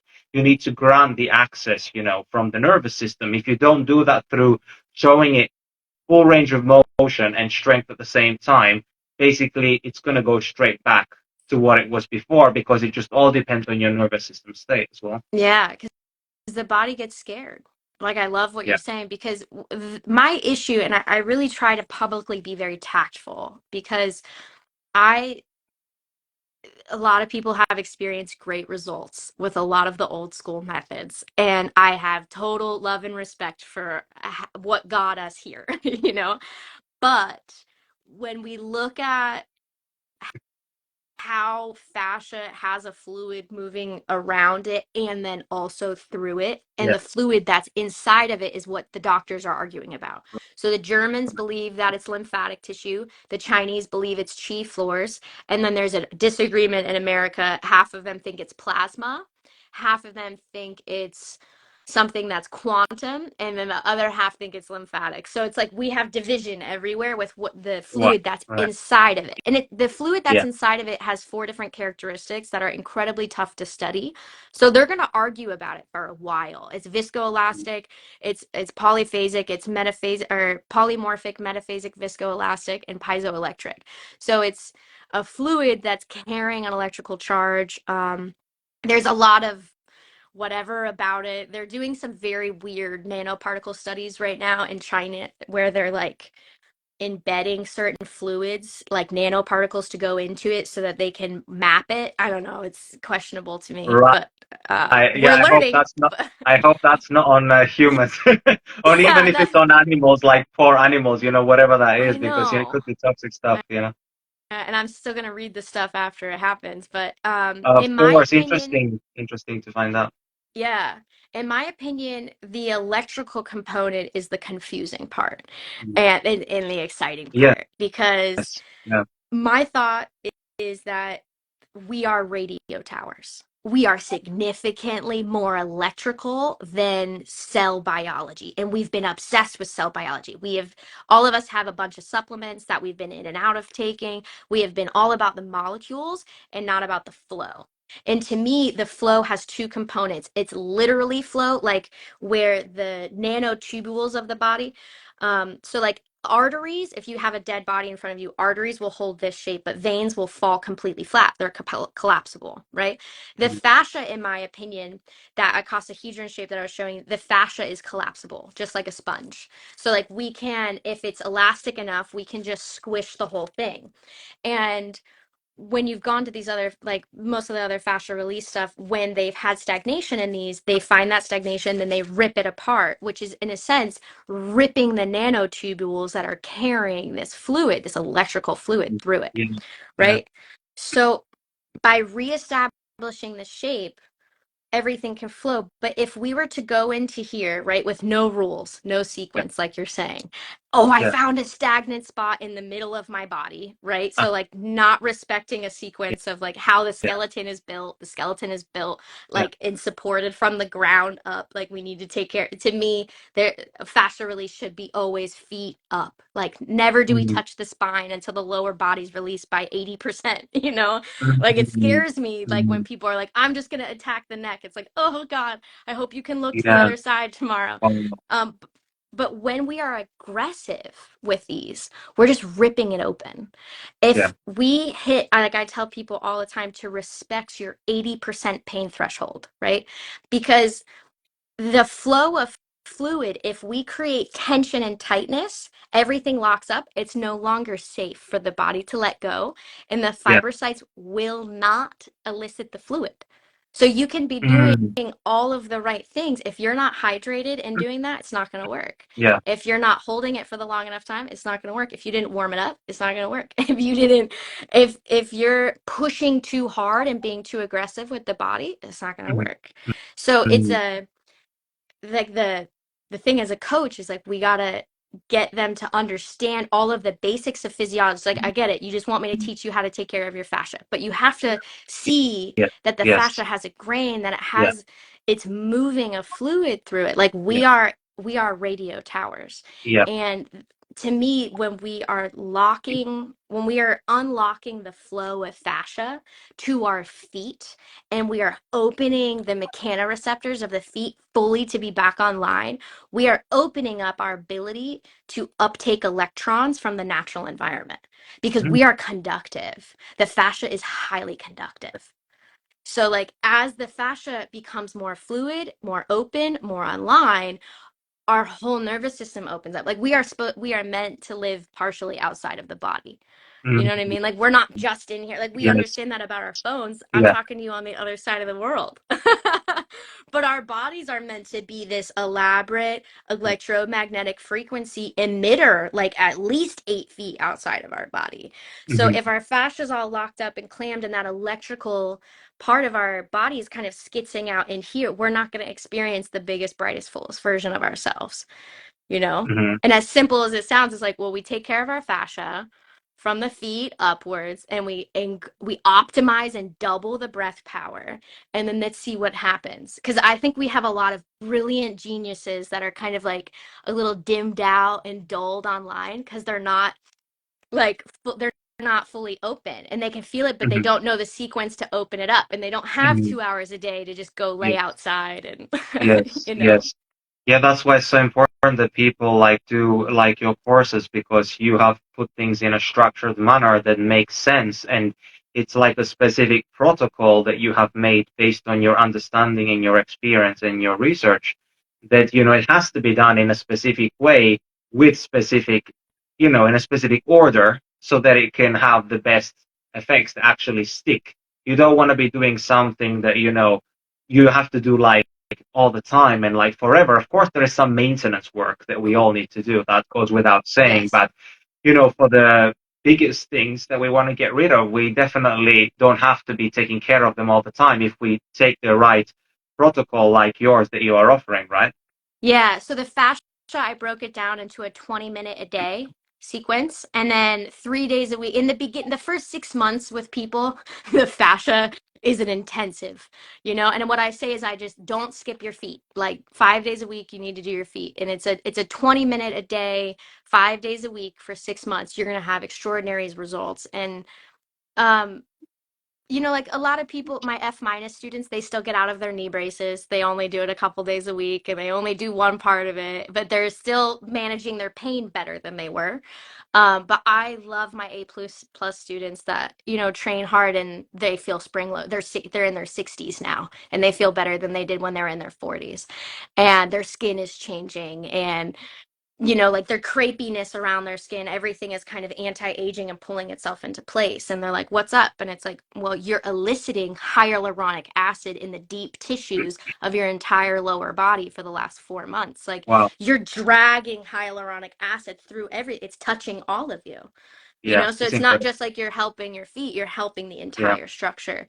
But Hmm. yeah, the business owners I work with, it's 20 minutes a day, 5 days a week for your fascia, and then it's just 10 minutes a day for your breath. If you train 5 days a week, you'll double in 5 weeks. My business partner is like, we should guarantee the breath doubling because it's just so, and I'm like, nah, I don't want to have people track it. I don't want to, go through that process, but it's fun. It's like really cool to know that Yeah. people can double really quickly. And people's fascia, it takes a little more time because my approach is gentler. Like there's way more aggressive ways to get Yeah. to a certain point. But if you don't Yeah. want inflammation, if you want to train, if you don't want to spend $1,000 on a rolfer and then have to see them every 6 months to keep your results, you know what I Yeah. mean? Like just Yeah. do this at home. Yeah, exactly. It's what we do consistently over a longer period of time. Even if it's small, the act of doing it, it builds up, right? Little tiny action steps lead to huge results. So if we're doing them like consistently, this is what yields the change that we want to see. Goes with anything in life, right? This is not just about taking care of your body, but it's got to do with your business, like with your Yeah. relationships, with everything. If there's something that you care about, you put effort and intention behind it, and you do that consistently. You don't have to do it every day, or at least you need to do it consistently weekly, for example, depending on what you're doing. But if you're not going to do something consistently, then you're going to fall off track and it's not going to create the change that you want in your life. Right. So definitely having some form of like right mindset when it comes to this is super important, because exactly as you said, some individuals can see some fantastic results in a really short period of time because they are adherent, they are consistent, they're really determined to change their body, and those are usually the type of people who have been through a lot of suffering and pain in their life, right? Whereas people who are well are way less likely to stick to something Mhm. because they don't feel like this discomfort or this pain, or they feel like, oh, it would be nice to be more flexible or be more supple or to feel like I could move better, but it I don't feel like I need to. But as soon as something happens in their life, that's when they start to realize, oh yeah, I really need to start paying attention to this stuff. But I have been through a lot of these things myself in life, through a lot of pains and discomforts. And I've realized that it's so important to take care of my body on a daily basis a little bit, Yeah. so I don't need to take a lot, take care, a massive amount of care afterwards once I hit a wall or I injure or I hurt myself. So it's better just to have this little self-care that you're Hmm. doing on a daily basis, which goes like a really long way. That's how I feel too. You know, I have a lot of massage therapists that train under me, and I'm just like, you realize that like I'm teaching you to remove your job so that like instead of having one person on the table where you're only releasing one person, you can have 50 people in the room. And during that same exact hour and a half with those people, you can take 50 people through a deep awareness of their body and show them a tool that they can have forever and ever. You know, Yeah, and it's funny. It's like I love having massage therapists learn my technique, but it's like you guys realize that like we're replacing your job. We're teaching people how to do what they should be doing to themselves on a daily yeah. basis, you know? Yeah, yeah. But sometimes it's nice when another nervous system is touching your nervous system, right? Because in that state, you're able to fully surrender. Like I find that if I'm doing things to myself, I can never truly be truly like parasympathetic. But if someone is doing it to me and I trust that individual, I can really, go into that deep healing space and then we can elicit really incredible results. So I feel like there's always going to be a need for body healers and, physiotherapists and manual therapists in the world. Absolutely. For sure. But Because, those same therapists need someone to work on themselves. oh, 100%, everybody needs someone to like take care of each other, right? Yeah. Yeah. So There's how always come, room for healers, you know? There's always room yeah, for it's healers. all But it's kinds, all kinds, physical, spiritual. Yeah, it's beautiful to me though to think about, wow, in that same 1 hour, they could work on one page, like one client, or they can work on 50 people. And I think like that to me is a real turning point because Yeah, I think I'm teaching people how to brush their teeth. Like 100 years from now, it would be really nice if this was just common knowledge, you yeah, know? yeah, People don't yeah. realize 100 years ago, we didn't have a nylon toothbrush. It wasn't invented until 1926. That was Uh-huh. the first time we had a nylon toothbrush. So before then, I mean, we were still, people were just losing their teeth. You know what I mean? Like it was normal and natural to lose your teeth. Hmm. And now it's like, oh, we know we need to floss, we need to brush, we need to like Uh-huh. maintain habits. I feel that way about the fascia. It's Uh-huh. normal right now for people to get a knee and hip replacement at a certain age. And it's like, Yeah, no, that's not normal. that's not That normal. is No. unhealthy fascia. Yeah, yeah. You want to stick with your own things for as long as you can without pain and with full functionality. And if you want to do that you want to be functional and healthy for the rest of your life, you have to take, again, like what me and Brooke are saying, we need to take these action steps every single day and take the ownership of our health because no one is going to come and save us. We always want to look outside of us that someone is going to do something to us externally to fix us, when in reality, the work happens on a daily basis. And, Yeah. you don't have your doctor on top of you telling you, you need to do this, you need to do this. That's why you need to become your own doctor, do your own research and learn and educate yourself so you can be able to, take control of your health. I think this is one of the most important things.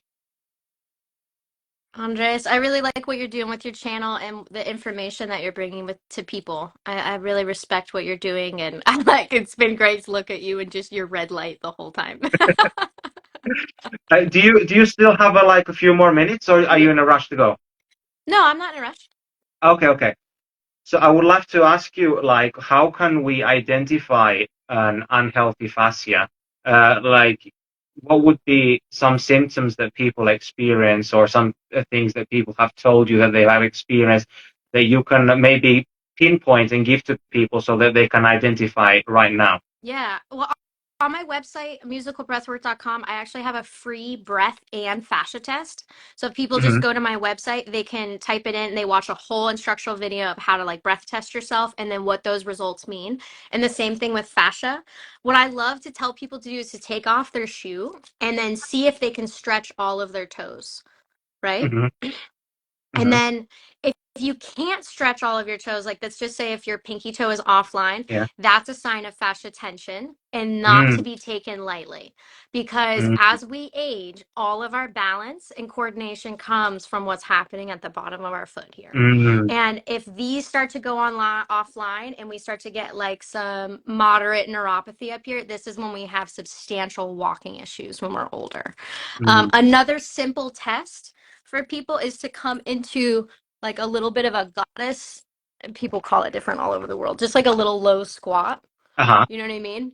Yeah. Because if people can't do this, like what I often find is like people will go into this position and they'll be like, ah, my right hip or like my Right. Somewhere ankle, side. or Yeah. yes, exactly. So that's a good barometer, just a simple little squat test Yeah. of which side, if there's symmetry in the tension, or Yeah. if there's a side that's like tighter.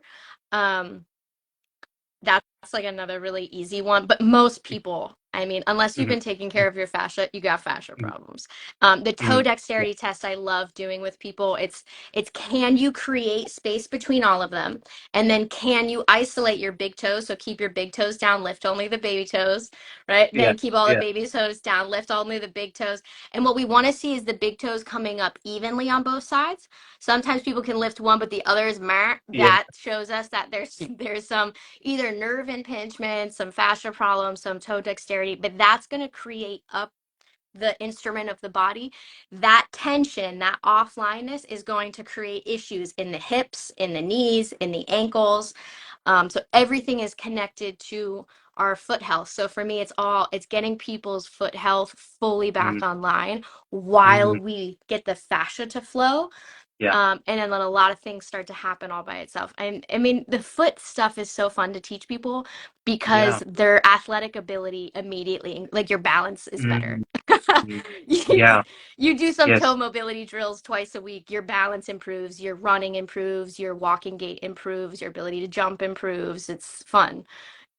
Yeah. It's so great that you talk so much about the feet, and I'm also very passionate about this topic because we receive all the information. That's the only thing touching the ground, right? When we're standing. So if that's the only thing touching the ground, that means that all the information about our environment and our proprioception, so our other information that we're receiving is through the feet. And if we are not receiving the information correctly, now our body is going to be totally off balance, like you mentioned. So, if we have good, fascial health, then we're able to have our feet more relaxed on the floor, more supple. So they're able to perceive the environment. And that's why I'm a huge fan of barefoot shoes as well, Hmm. or just being barefoot as much as possible.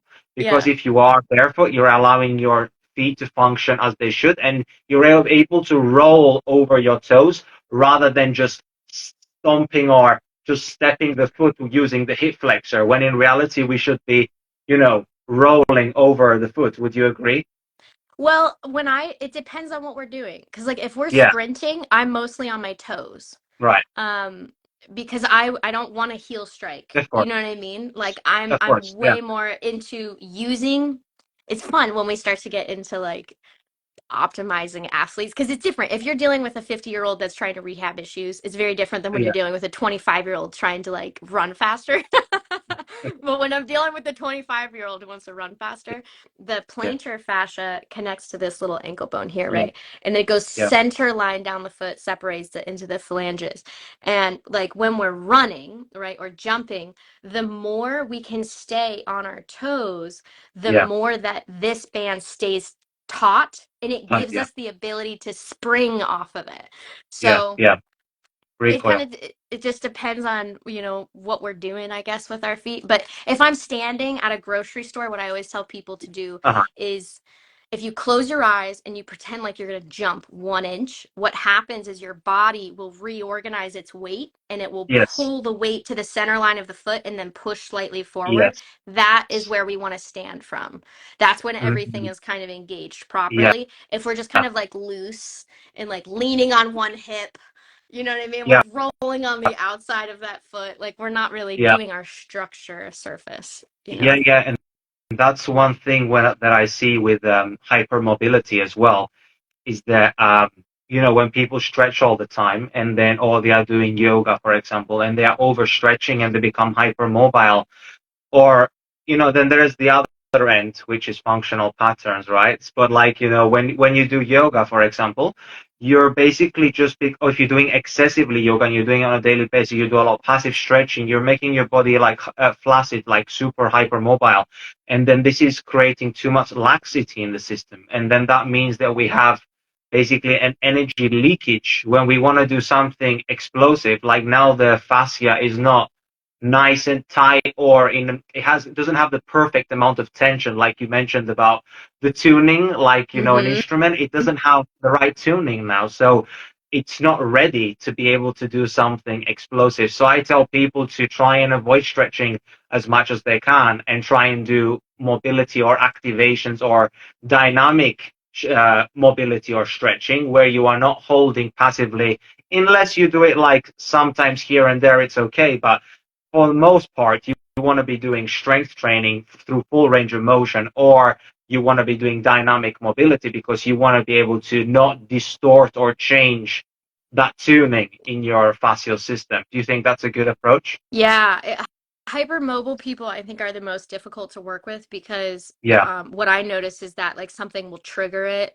Like they'll be fine, fine, fine, and then they have some sort of traumatic response, and then it's like their body's gone into this like way of.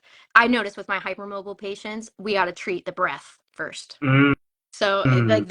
their breath Interesting. rate is out of control and So the shallow. nervous system state, then maybe their nervous system state is causing their body to be more hypermobile, and then the heart brain coherence is bringing their body back into the right amount of tension. Is that what you're? I don't know. Like I'm not hypermobile, so and I probably have at least 20 clients that are. Yeah.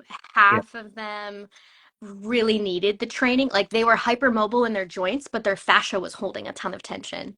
Then the Mm, other half, mm, their breath rate was out of control and they couldn't really feel the fascia. So as I was guiding them through the process, yeah. they just they weren't like aware of what Yeah. like to them they were like, I don't know, Yeah. it doesn't feel like there's Yeah. tension. Yeah. Um, so when we went back to the breath and slowed their breath rate down, then they could Yeah. feel Uh, tension. I feel like uh, hypermobile people are, to me, like they're a little tricky to work with because I think some of them have it from what you're saying, like from like stretching and stretching and stretching. And then some of yes. them, Yes. I think their nervous system it has been locked into Yeah. a state of stress for so Mm. long that their body created an overdrive of a So they're lack like in state because dorsal state, like in a shutdown state. Do you think? I some of them for sure, Yeah. because I think that almost like if you held your body in a chronic state of Yeah. tension for Yeah. 5 years, at some point the body gave up. Yeah. And in which so I've had success treating them with the like the breath, getting their Yeah. breath under control, and then we Yeah. go back into the fascia and then they can Yes. feel. Yes. But hypermobile people to me, I've been wondering if like I don't do a lot of fascia flossing because there's like there's a sequence that they have with creating restriction and then release. Mm-hmm. So it's a different way of opening the body into a state of relaxation. I'm not Mm-hmm. huge on it because it doesn't treat the structure as a whole, but I've always wondered if hypermobile people, if I taught them fascia flossing, Yeah. what their like based on what you were saying, it's like, huh, I mean, Mm-hmm. fascia flossing, it would be interesting to take 10 of them and say, okay, like let's try it this way, let's see what happens. Because that's Absolutely. more of a restriction. Yes. Even like with the times that they use the wrap there, it creates restriction for their nervous system to kind of get more information. So Yes. hypermobile people, I'm always having a longer conversation before they start. Like, when did it Yeah. start? Have you always been this way? Like, what Mm. was the trigger? How is Yeah. your breath rate? Oh yeah, Um, exactly. Exactly. You can always tell as well, like when someone is hypermobile. I've worked with many people over the years.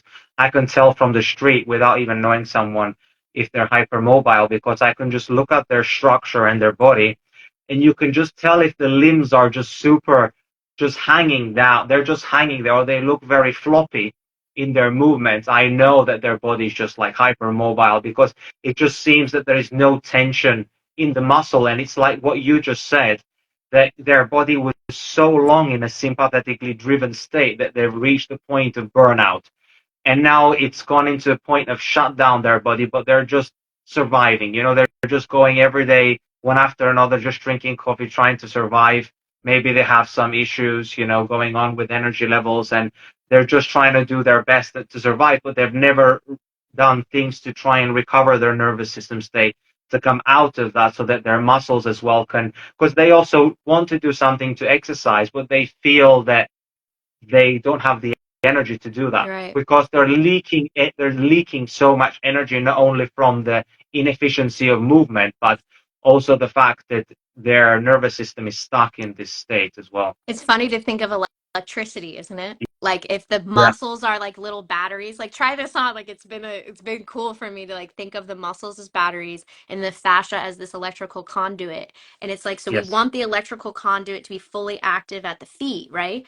Yes. But the muscles, if the muscles are strong, we're gonna have more ability. So it's like we want both.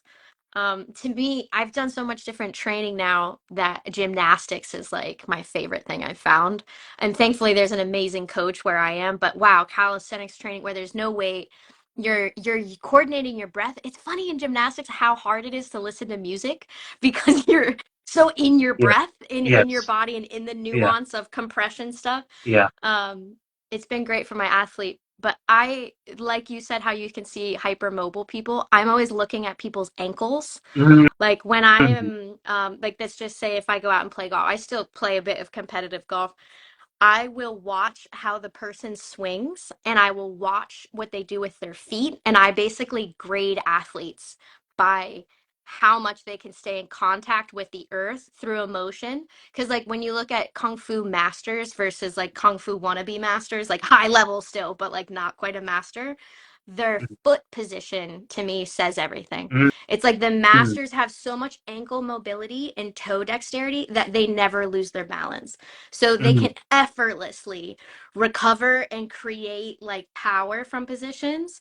Whereas, so in golf, like I'm all flat footed, which is very rare in golf. Most people are basically disconnected from the earth at impact because they're generating power through their hips. And I generate power through my feet. And it gives me So like you mean way, you mean like when you turn, like you mean you when you pivot your back foot, you mean you keep it on the ground, or what do you mean that you stay in contact? so through like through impact, I can just hit golf shots off of one leg like this. Right. You know what I Uh-huh. mean? So I can Without just, move without lifting yeah, anything. yeah. So like I rotate the ball, like the weight of Yeah. my body Hmm. from the front side of this foot to the back side of this foot Hmm. with keeping my knee basically stable. So I Hmm. can just rip shots here with so much versus most people are like this. Like Oh, I literally see. I see what that, you mean. Okay. yeah, is Yeah. the normal motion through impact, whereas Right. I'm here. Yeah. There's so much more stability.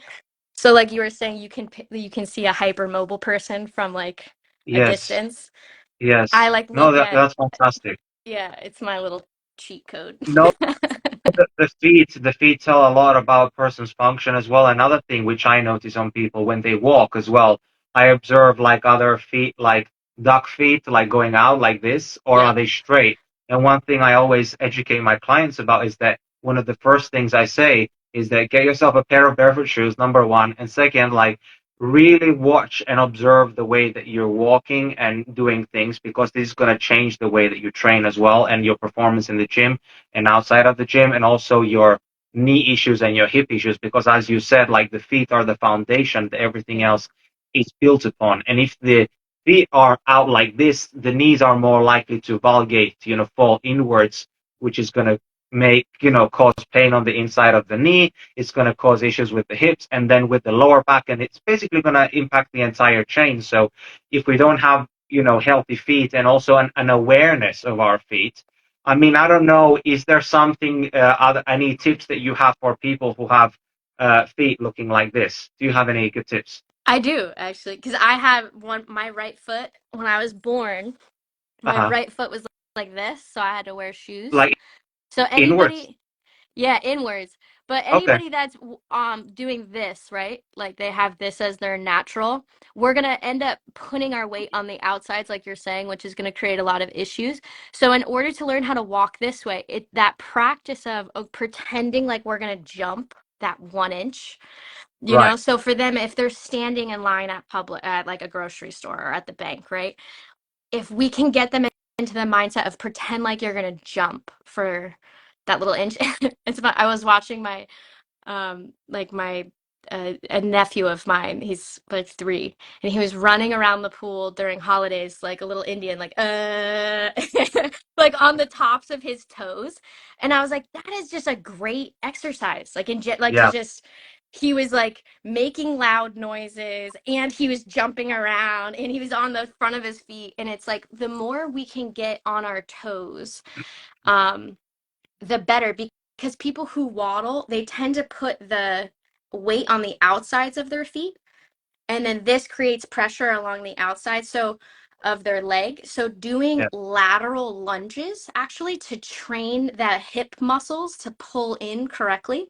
So anytime we're working laterally, we're retraining the hips because the Hmm. hip muscles might be like a little lazy on the front end. You know what I mean? Yes. So training the hips to operate laterally Yeah. and then training the toes to become more engaged. Right. So not just like calf raises, but actually like isolating a marble Yeah. and Yeah. picking up a marble with your toes, Hmm. and then moving your hip around in different ways and then dropping the marble so that your toes are engaged in Hmm. the walking. Most people that are walking like this, their toes are literally like they're not even part of the Yeah. walking, they're just kind of using the outside of the foot. So Yes. anytime Yes. we can get them to engage the toes and Yes. then strengthen the lateral, I feel like Yes. that's the right direction.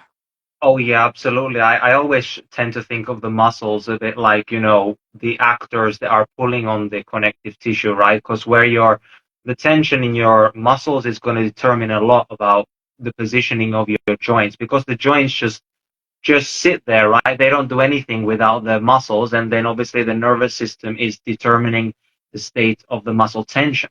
And so if we have very how do you say, lacking in strength inner thighs or weak inner thighs, or they're too tight, that's also going to influence our foot positioning. The same as our glutes. If our glutes are too tight, our feet are more likely going to splay outwards. But if our glutes are nice and relaxed, it's easier for us to have our feet straight or even turned a little inwards. Hmm. Yeah, yeah. The lateral band is a band that goes up the outside of the leg from the foot, and then it Yeah, goes up from the knee to the hip, right? And then through the intercostals.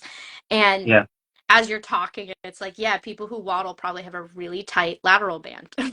yeah, And the yeah. hip joints, the funny thing about working with the fascia is, like, you're right, the joints are just a consequence of what's happening in the muscle until we talk about the fascia. Because Mm, if the joint has been stagnant mhm, in certain aspects, like our hip joint, for mm, instance, like mm, most people don't do splits and straddles. So, like, that upper part of the joint is usually pretty stagnant. mm, And most people don't even know how to access stretching it because everything is so tight on the underside. So, working with the fascia flow, you can actually attack the hip joint from different areas to create small compress, like to help release and open up that flow without like an extreme pull or stretch. mhm. You know what I mean? Got The it. soft Got tissue it. around the joints is still needs to be loved and nurtured, even if people can't do splits and straddles. You know what I mean? Like, because we need flow in there. Absolutely, absolutely. So maybe could you give us a bit of a brief explanation without revealing what's actually in your fascial flow course, but like what does it actually entail? Is it like self-manipulation techniques? Is it more like movements that you're doing? Like Oh, what does it actually look like so people can yeah. kind of get an idea? I forget that like I don't talk about this part a lot. So in my course I have, it's 4 hours of information and I broke it into like little modulars for people so it's not overwhelming. And the first 30 minutes are all about, this is the fascia, this is what it's doing, and then this is how we're going to heal it. This is what creates the problem. This is what a problem actually looks like, a fascia adhesion. This is what we're going to do to fix it. This is how it compares to other ways that you could fix it as well. And Hmm. then there's a 20-minute lower leg sequence, and then a 35-minute upper leg sequence, and then there's a deep fascia and glute sequence. And what I tell people to do is only train 5 days a week. No matter what you do, max it out 5 days a week. If you work it 7 days a week, you're going to hurt yourself, Right. because the body has to retune. Even though Yeah. it's subtle and it's simple and it's Yeah. gentle, there's a lot happening inside Yeah. of the body. But Okay. all Right. I do is we take a tennis ball and a Yeah. thick book. Like you Right. don't need any expensive props. And I show you how to use this in a sequence that follows 8 rules. And once you memorize the sequence, it's kind of simple because we're doing the same thing over and over in different segments. But we take this and we roll through the body following the 8 rules, and we create a conversation within yourself about what's happening in that section. So Mm. as we warm up a section, our brain is mapping out where tension is. And then we Mm. take this tension and we're going to grade it. And so there's high priority and low priority. High Mm. priorities are spots that feel electrical, spots that radiate, spots that feel Mm. dull. Low Mm. priority, tender, achy spots. So it's like we See. create a conversation with the spider web of the fascia, so that when people do it, they're like, oh, I have a bajillion spots in this area. And it's like, okay, well, out of your bajillion spots, what's the highest priority? And when we can dialogue with ourselves this way, right, then we find these highest priority spots, and then we hunt, seek, and destroy them. And it's like a little art form. There's a little bit of conversation about how we steer this ball, which is replicating an elbow. Like Mm. that's the only reason why we're using a ball, is because we're Uh-huh. creating a pressure point that can go Right. through the fascia bands, which are only 2 to 3 inches thick. So if we use Uh-huh. like a foam roller, or Yeah. like this is another common one people will show me, Yes. something like Yes.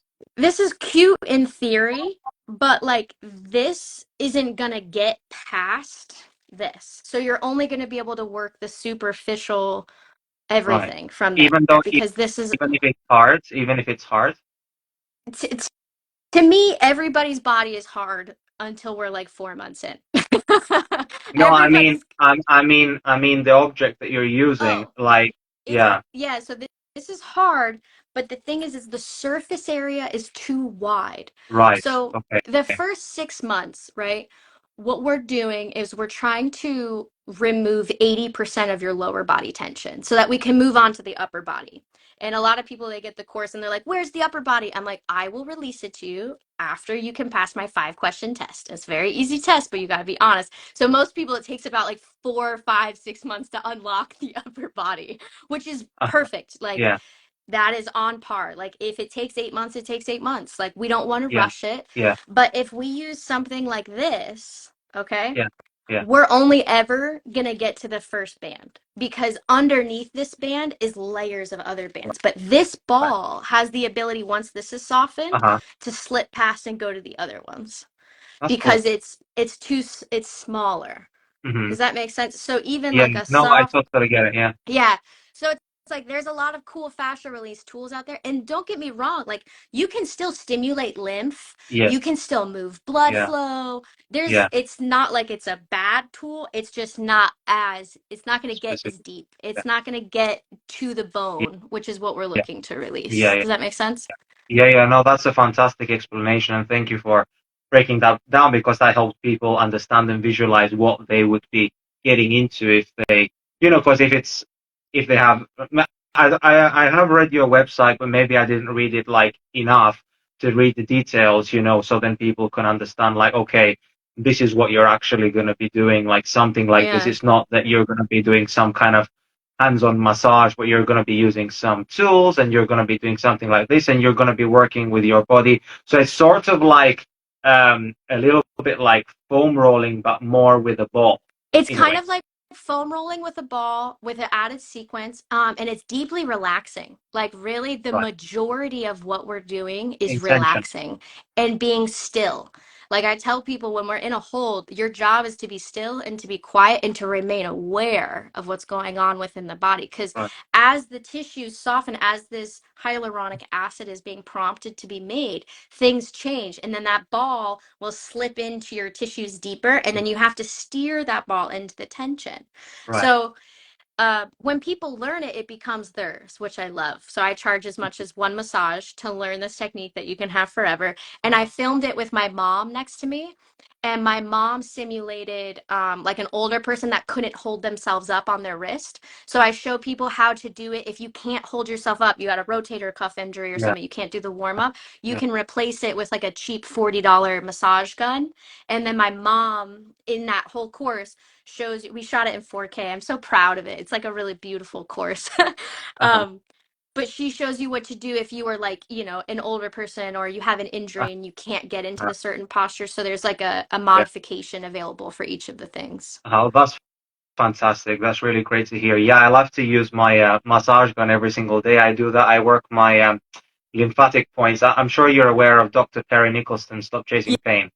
Yeah, I love what he's Yeah, doing too. he- He's really he's championing, he's getting people into it. He's like, come on, guys, you he's got to do so more lymph. awesome. He's so awesome. Yeah, I interviewed him. He was number 7 or episode 7 on the Good for Fitness you, Wisdom man. podcast. Yeah, yeah, yeah. He's really, really awesome, and he's been a true inspiration to me, like for many, many years. Because my partner Tina, she had some autoimmune type of struggles, and she had many symptoms that gave her like swelling in her knees, which was like issues with her lymphatics. I'm sure that she had some issues with her fascia as well, which were Yeah. all interrelated, which we were not aware of. And then that's how I found his work around 6 7 years ago. And then yeah, and I've been following him ever since, and we've been communicating on Instagram. And finally now, maybe 2 months ago, when I started my podcast, yeah, I asked him if he wanted to come on, and he's just super inspiring. He's an awesome guy. Yeah. It's have you noticed like I can't believe how much I'm noticing now that I'm like doing a lot more lymphatic, how much Yeah, swelling I get around my eyes in the morning.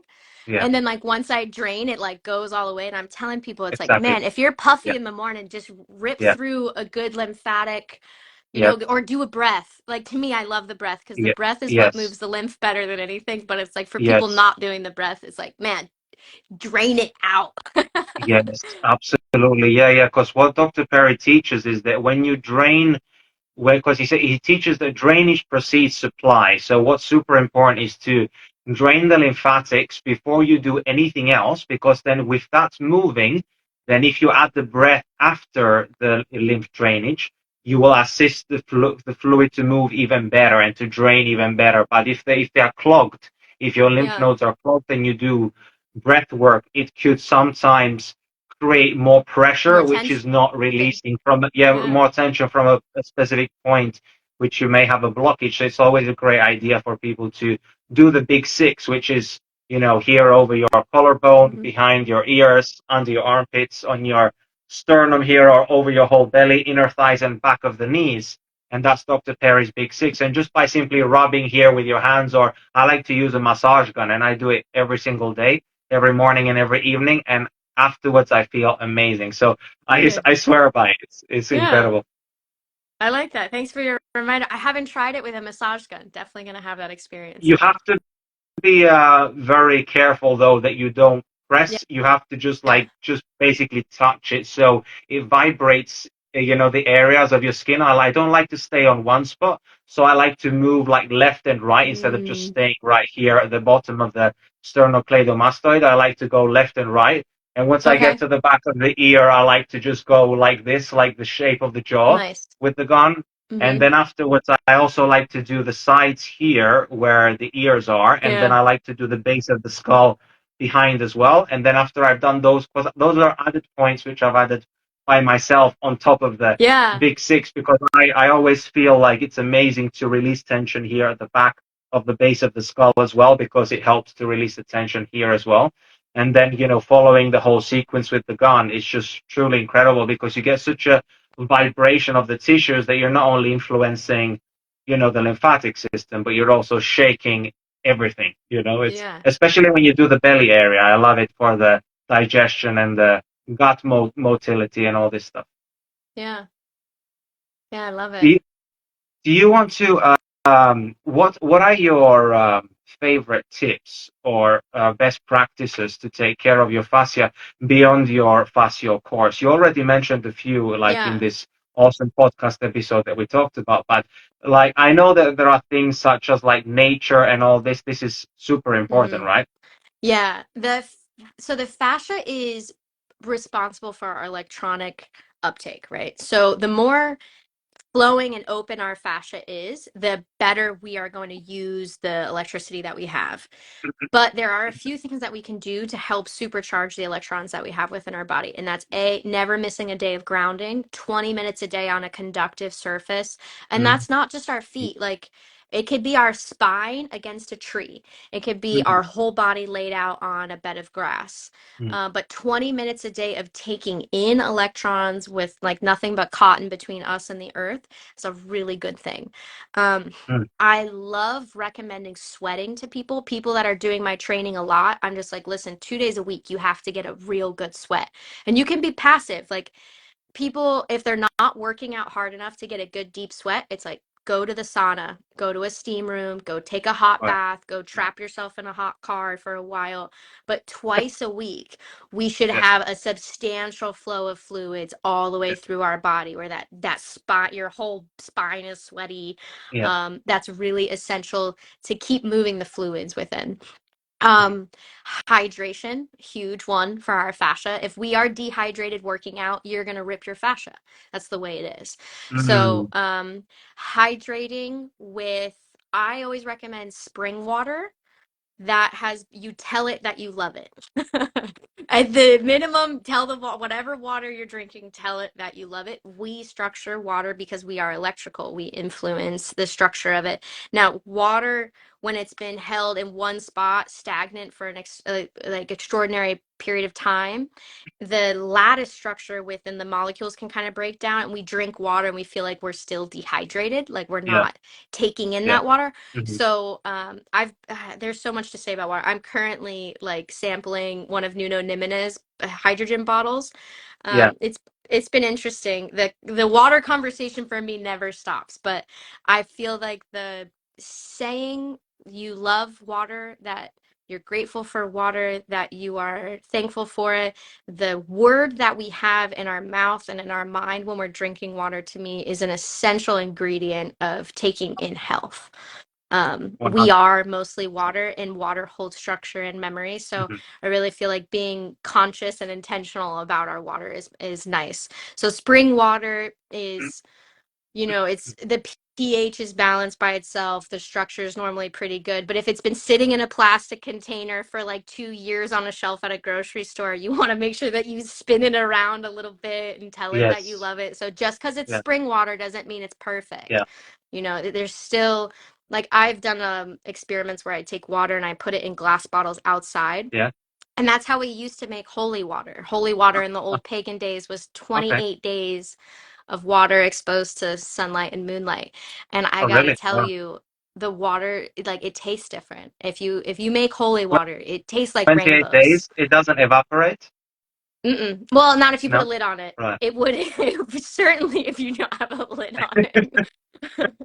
Um, Yeah, depends how hot it is, I guess, as well. Like, because like here in Cyprus where I live, it gets pretty hot. Like in the summer, like 40 to 45 degrees Celsius. I don't know how much that is in Fahrenheit, but very, very hot anyway. And even when you have the lid on, like the water seems to somehow escape from somewhere. It evaporates a little bit.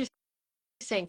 Okay, so Yeah, maybe for you it'd be like water under an old tree, yeah, so that would get like less sunshine on it. yeah, But yeah, something to try. The water, it does taste different. I would say if you leave water outside for 3 days, so it has 3 days of sun and moonshine, you yeah. can you can taste the difference. It feels like it's charged, if that Wow. makes any sense. Wow, yeah, that totally makes sense. I'm all about this energy stuff. Like I love it because I understand that we are electrical beings, and you have mentioned that as well many, many times. And we truly are, from every aspect of our existence. There's so much that we can't see, which is part of ourselves, like what you talked about, the biofield. And there is so many forces that are acting upon us, electromagnetically, that are influencing us right now in this very moment. And this is why, as well, like you said, that the words and the intentions that you have behind something and how you speak to your water is also not only affecting the water that you drink, but it's affecting the water inside of your body because we are primarily made up of water, right? And also, what do you think about sunlight or red light therapy for producing mitochondrial water? Is that beneficial for fascial health in any way? I think sunshine is absolutely integral. I haven't experimented enough with red light therapy to speak on it. Like I know what Mhm. I've read about it. Yeah, Um, to me, it's like if you're my favorite experiment is try it and then let your body decide. tell you. So Yeah, yeah, yeah, it's like I tried Sheila G and then I yeah, tried five other Sheila G products yeah, and the one that I liked the most was the resin. Like I got the most out of like the pure resin yeah. form. I felt like my body craved that and the other stuff it was kind of too diluted. My Right. body wasn't into it. Yeah. So with red light therapy, I've tried some stuff that like I wasn't into and then I've tried some Mm. stuff where I'm like, wow, that actually felt really good. Yeah. So what I do know is that I don't like cold plunging, and cold plunging is incredible for your fascia and your energy. Yeah. Why do you not like it? Is it like you do you find that you're just very sensitive to the cold, or what's the? So I'm 34 and I'm a woman. And what I've found when like with the cold plunge information is that it's Yeah. great for men. And for women that are premenopausal, it can actually like distort our hormones a little bit. Yeah, And I'm not like an I expert with, totally get that. I get that. yeah, Yeah. but then post menopause, Yeah. it's amazing for women. Yeah. So I feel like because I'm at that age where Yeah. everything is starting to kind of like change for me a little bit, Uh-huh. um, or start to amplify, I should say, the certain heavy duty things that I used to do that I don't feel like doing as much. Like I've definitely taken it easier with my sprints, and I've Mm. definitely taken it easier with like my I would say like my high cortisol training with like, sprinting on a fasted stomach and then doing Yeah. cold plunges is Yeah. just, it doesn't feel right. It Yeah. just doesn't, it Yeah. feels like it's not the thing for my body. So people can say so many things about certain supplements, blah, blah, blah. It's like, Yes. try Yes. it, see what your body says, because sometimes it's good for a pocket of time and then it's not good. Oh yeah. And so Yeah. being aware of how things are affecting us to me is way Yes. more important than like what the data always shows, you know? Oh yeah, it's not even so much about the data, like I don't even care about the data because I go so much about the feeling, like you just said. Like Yeah. if I hear something that it works and I try it, and if I don't feel anything, I say screw it, right? Like, but there are some fundamental things though, like sunlight, for example, you may not feel all the incredible effects that it has on your body, but it's just inevitable, the impact that it has on our biology, and we have to get it on a daily. This is like some non-negotiable things. Yes. Or like grounding as well. You don't necessarily feel sometimes the power of the grounding, or some people who maybe may not be so in tune. I definitely feel grounded when I'm grounding, but it just depends on the individual, right? But when you understand that, that there are some fundamental processes that are occurring and our body's electric, and that we need to charge it like a battery every single day, and there are some specific things that charge the battery and other things that deplete the battery. Right. And if we don't take care of the depletion part, but we're only taking care of the charging part, we're still not going to be fully in vitality. So it's super important to be aware about all the stressors in our life, blocking the artificial blue light after sunset, like I'm doing right now, distancing ourselves from non-native electromagnetic fields. What are all these things doing to our mitochondria and our mitochondrial water, which is also dehydrating us on a Hmm. cellular level? So, what's that going to do to our fascial health, our breath, our nervous system? So, yeah, it's super important to do all the things that are beneficial for us, but it's equally as important to do all the things to remove all the things that are harmful to us as well. I always like to remind people because we live in this world of like everything is being questioned and like our normal stuff has like brought us into a not healthy space and now we're like Yeah, re-educating ourselves and sharing notes. yeah, And I had like there's a big house that's next to me and then they have polo athletes that like stay during season. okay, And some of these athletes have, I love athletes because they make up their own mind about what they're capable of, right? right, And I was telling one of them about like, oh, I like to keep my phone away from me because of the EMFs. yeah, And yeah, he's like a kid, a 22-year-old like jock, and he's just like, that phone's never gonna hurt me. I'm way stronger than that phone. And I was like, I love that. that that is the coolest mindset to have, that like Attitude, the yeah. EMFs ain't got shit on you. Yeah, yeah, yeah. I mean, yeah, the intention as well and the energy of what you believe about something is going to have a way bigger effect than what you think. If you believe that it's harmful for you, of course, it's going to be way more harmful to you if it's going to be close to you. But someone who, like you said, just that person believes that, oh, it can't touch me, it's going to probably not going to impact them as much because the placebo or the nocebo is a very real thing. Like if you believe something, it's going to happen, right? So I think it's it can just, it's a nice thing to mention in these conversations, because sometimes us nerds, we can get so heady about the minutia of in between things that we yeah, create rules that overwhelm others. yeah, And it's like, really, there's nothing to be overwhelmed by, because we are alive. And from a state of being alive, we have infinite choice. yeah, And we are stronger. There's so many things. We're so much stronger than we even know. And I think that's what's so yeah, exciting about yeah, the fascia work, is like, wow, yeah, if we're fully online like we were as kids, like we all experienced as kids real near perfect health, and it's like that's just the state that I would love to carry with me forever. And it's like I, that's the mission I feel like you and I are on. And it's always good to note for people who are at whatever part of that journey within themselves, like we're stronger than anything. So red light therapy might be a kick now. In 2 years, we might turn around and be like, oh, this other light therapy is the shit. And it's like, if we're in the path, we're just going to have a good time exploring it. But if somebody is, partially on the path, it's like, just do the best that you can. Like, it's about, we're mightier than all of it. Like, yeah. we're bigger, we're stronger, we're faster than we used to be 100 years ago. And we're just en route to continue that progress forward. And we're the guinea pigs. Like, I'm so happy. Do you have like a huge red bomber unit there? Yeah, yeah. Basically, no, no. Right now, I have many red light bulbs in the house, so this is Okay. not red light therapy. Like I Okay. have a red light therapy panels. I have a couple of them from EMR Tech. Like those are Okay. super powerful. Like you really feel the heat of those. And honestly, with those, I feel that my collagen and my how do you say, the hydration in the tissues. I honestly have noticed a massive difference in my wrinkles under my eyes. And not like I have many wrinkles, Right. but you start to get some as you age. I'm 29 Hmm. years old now, and yeah, basically I started to feel like it's getting tighter my skin, and I Beautiful. start to feel like it's getting more soft. Now, I've never felt Oh, that with any other red light therapy panels apart from this one. So it's I can definitely say that they work for sure. that's very cool. Thanks for like letting me know that. That's awesome. I was actually just talking to a friend of mine about buying one of her red light therapy machines, so it's cool to hear your take on it.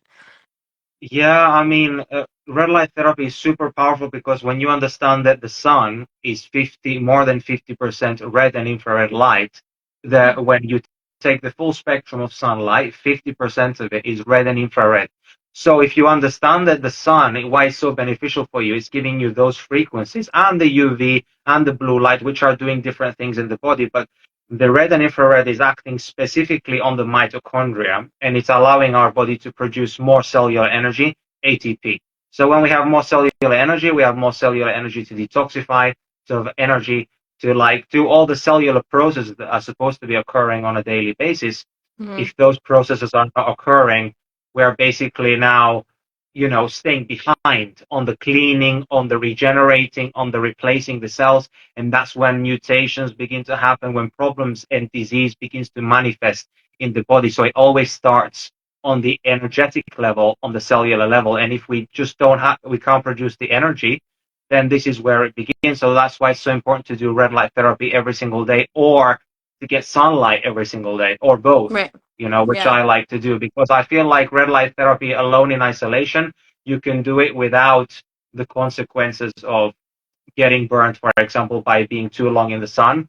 But of course, if you want to spend time in the sun, you have to build what we call a solar callus, which is, your ability to stay out longer in the sun by getting out with the sunrise, being outside as much as you can, getting grounded and being connected with the day and night cycles so that your body is able to build this melanin sheet, which is going to be able to act like a natural sunscreen, but also harvest more cellular energy from Hmm. the sun itself as well. Yeah. I'm in South Florida, which is like super close to Cuba and Jamaica, and Uh-huh. I've had um super long conversations with these women from Jamaica about sunburns. And I'm Uh-huh. talking about like, 70-year-old women that grew up on the island Yeah. and dark skinned. And I remember them telling me that you do not sunburn if you eat a lot of fruit. And if your blood Really? is acid, you sunburn. And so I was asking them, like, like, how did you derive this? Like, talk to me about this. Uh-huh. And she would say that when people would come to the island, that like part of her family that were from other parts of the world, Yeah. and they'd come to Jamaica, and she's like, they would burn for 3 days, and then as I would get fruit in their body and their blood would become more alkaline, they could handle more of the sunshine. Wow. And Mm. me and my old roommate, we did an experiment after we met her, this amazing woman, Uh-huh. and we did 2 weeks of only fruit. We were like experimenting with like some hardcore Arnold Ehret detoxing and Robert Morris grape diets and stuff, like for fun. Uh-huh. And we went outside. It was like me and these my two friends were all white, like we're just like pale white people. And but we had all been eating fruit for 2 weeks straight, and we went outside Yeah. to the beach where it's super like bright sun here, Yeah. and none of us burned. We were outside for like 12 hours that day, like as an Wow. experiment, like truly just to That's see, like, amazing. was she right? And Uh-huh. none of us burned, which made no Did you sense, did you you get know nice and tanned though? Did you yeah. build a nice tan? We did, but it wasn't like a lot. It was almost like our body didn't have anything to burn off with the sun. It was an interesting experiment, It was That's like, super cool. Yeah, a lot of mm-hmm. people say that you should avoid processed seed oils because those oils are making up your cells because obviously our cell walls are made up of fats, and you don't want your cell walls to be made up of processed seed oils because they're more likely to go rancid. Or well, they're already rancid if Yeah. they're processed, but they're going to become oxidized even further with sunlight exposure, and then that causes burning. It's like almost like you are putting yourself in a fryer with oil, Yeah. and then you're going in the sun, and you're basically burning from the inside. But it makes total sense with what you're saying because I noticed the same thing. Whereas one summer I was more of a carnivore style diet. I Hmm. wasn't eating any fruits or vegetables, just purely meat, Yeah. right? I was testing out the carnivore diet, and I would get more pink on my skin, but my skin wouldn't tan as easily. Huh. When I started to consume fruits this summer with all the meat that I was consuming, Hmm. I tanned way more. So I definitely there is Interesting. something to what you're saying with the Yeah. fruits for sure. Maybe it's Well, the structured water. I eat meat now too. Like I did like a handful of years of like hardcore vegan, like experimenting it. I Mhm. really felt like I was in a detox. I needed to clean some stuff out. And Yeah, now that I yeah, eat meat, I really love meat and fruit. Meat, fruit, and mm, I'm an Irish woman, so I love me some potatoes. uh-huh. Yeah, I don't do much bread anymore, but I love me some potatoes. yeah, and there's Uh, nothing wrong with that, especially when you eat seasonally. I think seasonally is really the most important thing to understand here because the nature is super intelligent and how it gives us certain foods at mm, certain times of the year to regulate our blood sugar levels. So if you think mm, about the highest glycemic index foods are in the summertime when it's the highest UV in yeah. the environment. So that means that we are meant to eat those foods out in the sun, and so that our body can know how to deal with those foods and to lower our blood glucose because of the Can sunlight.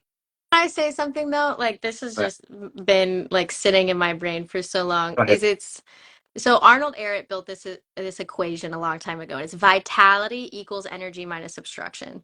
And we eat food for energy, right? Yes, yes, But what if it's not the highest form of food? Like the more I get into grounding and sunshine, the more exactly, my fascia exactly. becomes Yeah. activated. It's like, do we even need as much as we thought we did? Because as our everything becomes more efficient and optimized, it makes sense that like we would get more value out of the food. And then if we keep increasing the value of the food, like so if we supplement, if we take minerals alongside certain things, I just feel like my body's needing less and less, because I'm taking in energy from Yeah. sunshine and from Yeah. fresh flowers. And, Yes. I really feel like I want to guide people away from the food conversation Yes. more into Yes. the like, we eat food for energy, Yeah. and energy comes from all sorts of stuff. But if you do something that's stealing your energy all day Mhm. long Yeah. and you're not pulling that energy back into your body, you're going to need Yeah. food. to take in the Yes, energy. exactly. But it's like people are leaning on food to create energy in all of these different ways that we can take it in. Like fresh air has energy in it, sunshine has energy in it, the Yeah, ground has energy exactly. in it, movement has energy in it.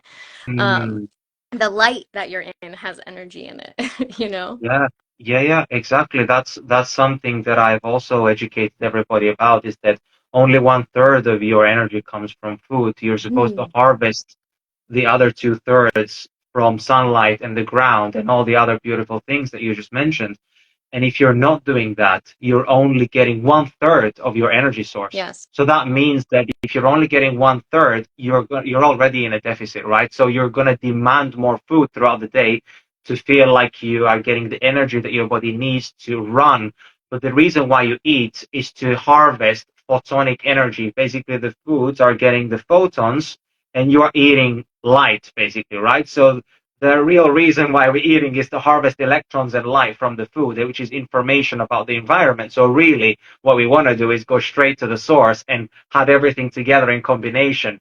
The seasonal eating with the outdoor living, the grounding and nature connection. And I guess this is where we're getting back to, right? Always going back to nature, reconnecting with nature and being with the loved ones, because having an environment which is healing and not robbing your energy is also very, very important. Well, Brooke, I don't want to like hold you any longer because we've had like a really long discussion and It's been fun. yeah, it's been a really fun conversation and I feel like we've dropped so much value for people today. So I really appreciate it. Please tell people where they can find you and connect with you and maybe work with you. Absolutely. My name is Brooke, and my channel on Instagram is Musical Breathwork. My website is musicalbreathwork.com, and I teach people all over the world how to double their breath capacity and breathe mighty, as well as make their fascia flow. And I built 2 courses so that people can train without me whenever they want. I still offer lifetime value for my courses. I'm very proud of them because they give you the physiological deconstruction of what's actually happening, and then it breaks it into a little 10-minute sequence for the breath and a 20-minute sequence for the fascia, so that you can just strategically start to align yourself with these things that you want. I really believe that we are meant to experience gamma brainwaves. So, as much as I love exercising, as much as I want to feel fit, I believe that our brain is working suboptimally. And I absolutely believe that the breath and the fascia flowing is imperative to us to, in order to divide these hemispheres and make them work like a symphony. I think that we are losing electricity all over the place as humanity. And when we can Yeah, start to talk, we could share a vocabulary around what's making these systems pump, we can resonate our body into a brain frequency that we are barely touching. So I have so much hope in the world that like the right creative thinkers and inventors will use this information to blossom a whole new humanity in front of us, because all of the solutions that we need already exist. We just need to open our minds up to how to crossbreed them and put them together. So I am here for the mighty athletes that are ready to take responsibility for themselves. I'm here for the artists that know that they have something within them that needs to be birthed out through their body, that they're having a hard time accessing that power. And I'm here for the thought leaders that know that they have something in them that need to come forward. So these are the sequences and the tools that I'm bringing to the world. I hope everybody plays their part because we have the opportunity to be alive, and what a privilege. thank you for sharing your message, Brooke. It's truly inspiring. I loved every second of it, and I feel that, this is going to be a game changer conversation for people. So thank you. Thanks for having me. Thanks for taking the time, and like happy holidays to you. This was so fun to have set up like after Christmas. So it's been nice to look forward to. Thanks you. Yeah, happy holidays to you as well. Did you have a great day yesterday? Beautiful family down here, and they spoiled me rotten with a bunch of little trinkets and goodies that I can incorporate into my life, and That's it's a privilege. lovely. It's That's a lovely. privilege. Yeah. That's amazing. This is the Fitness Wisdom Podcast.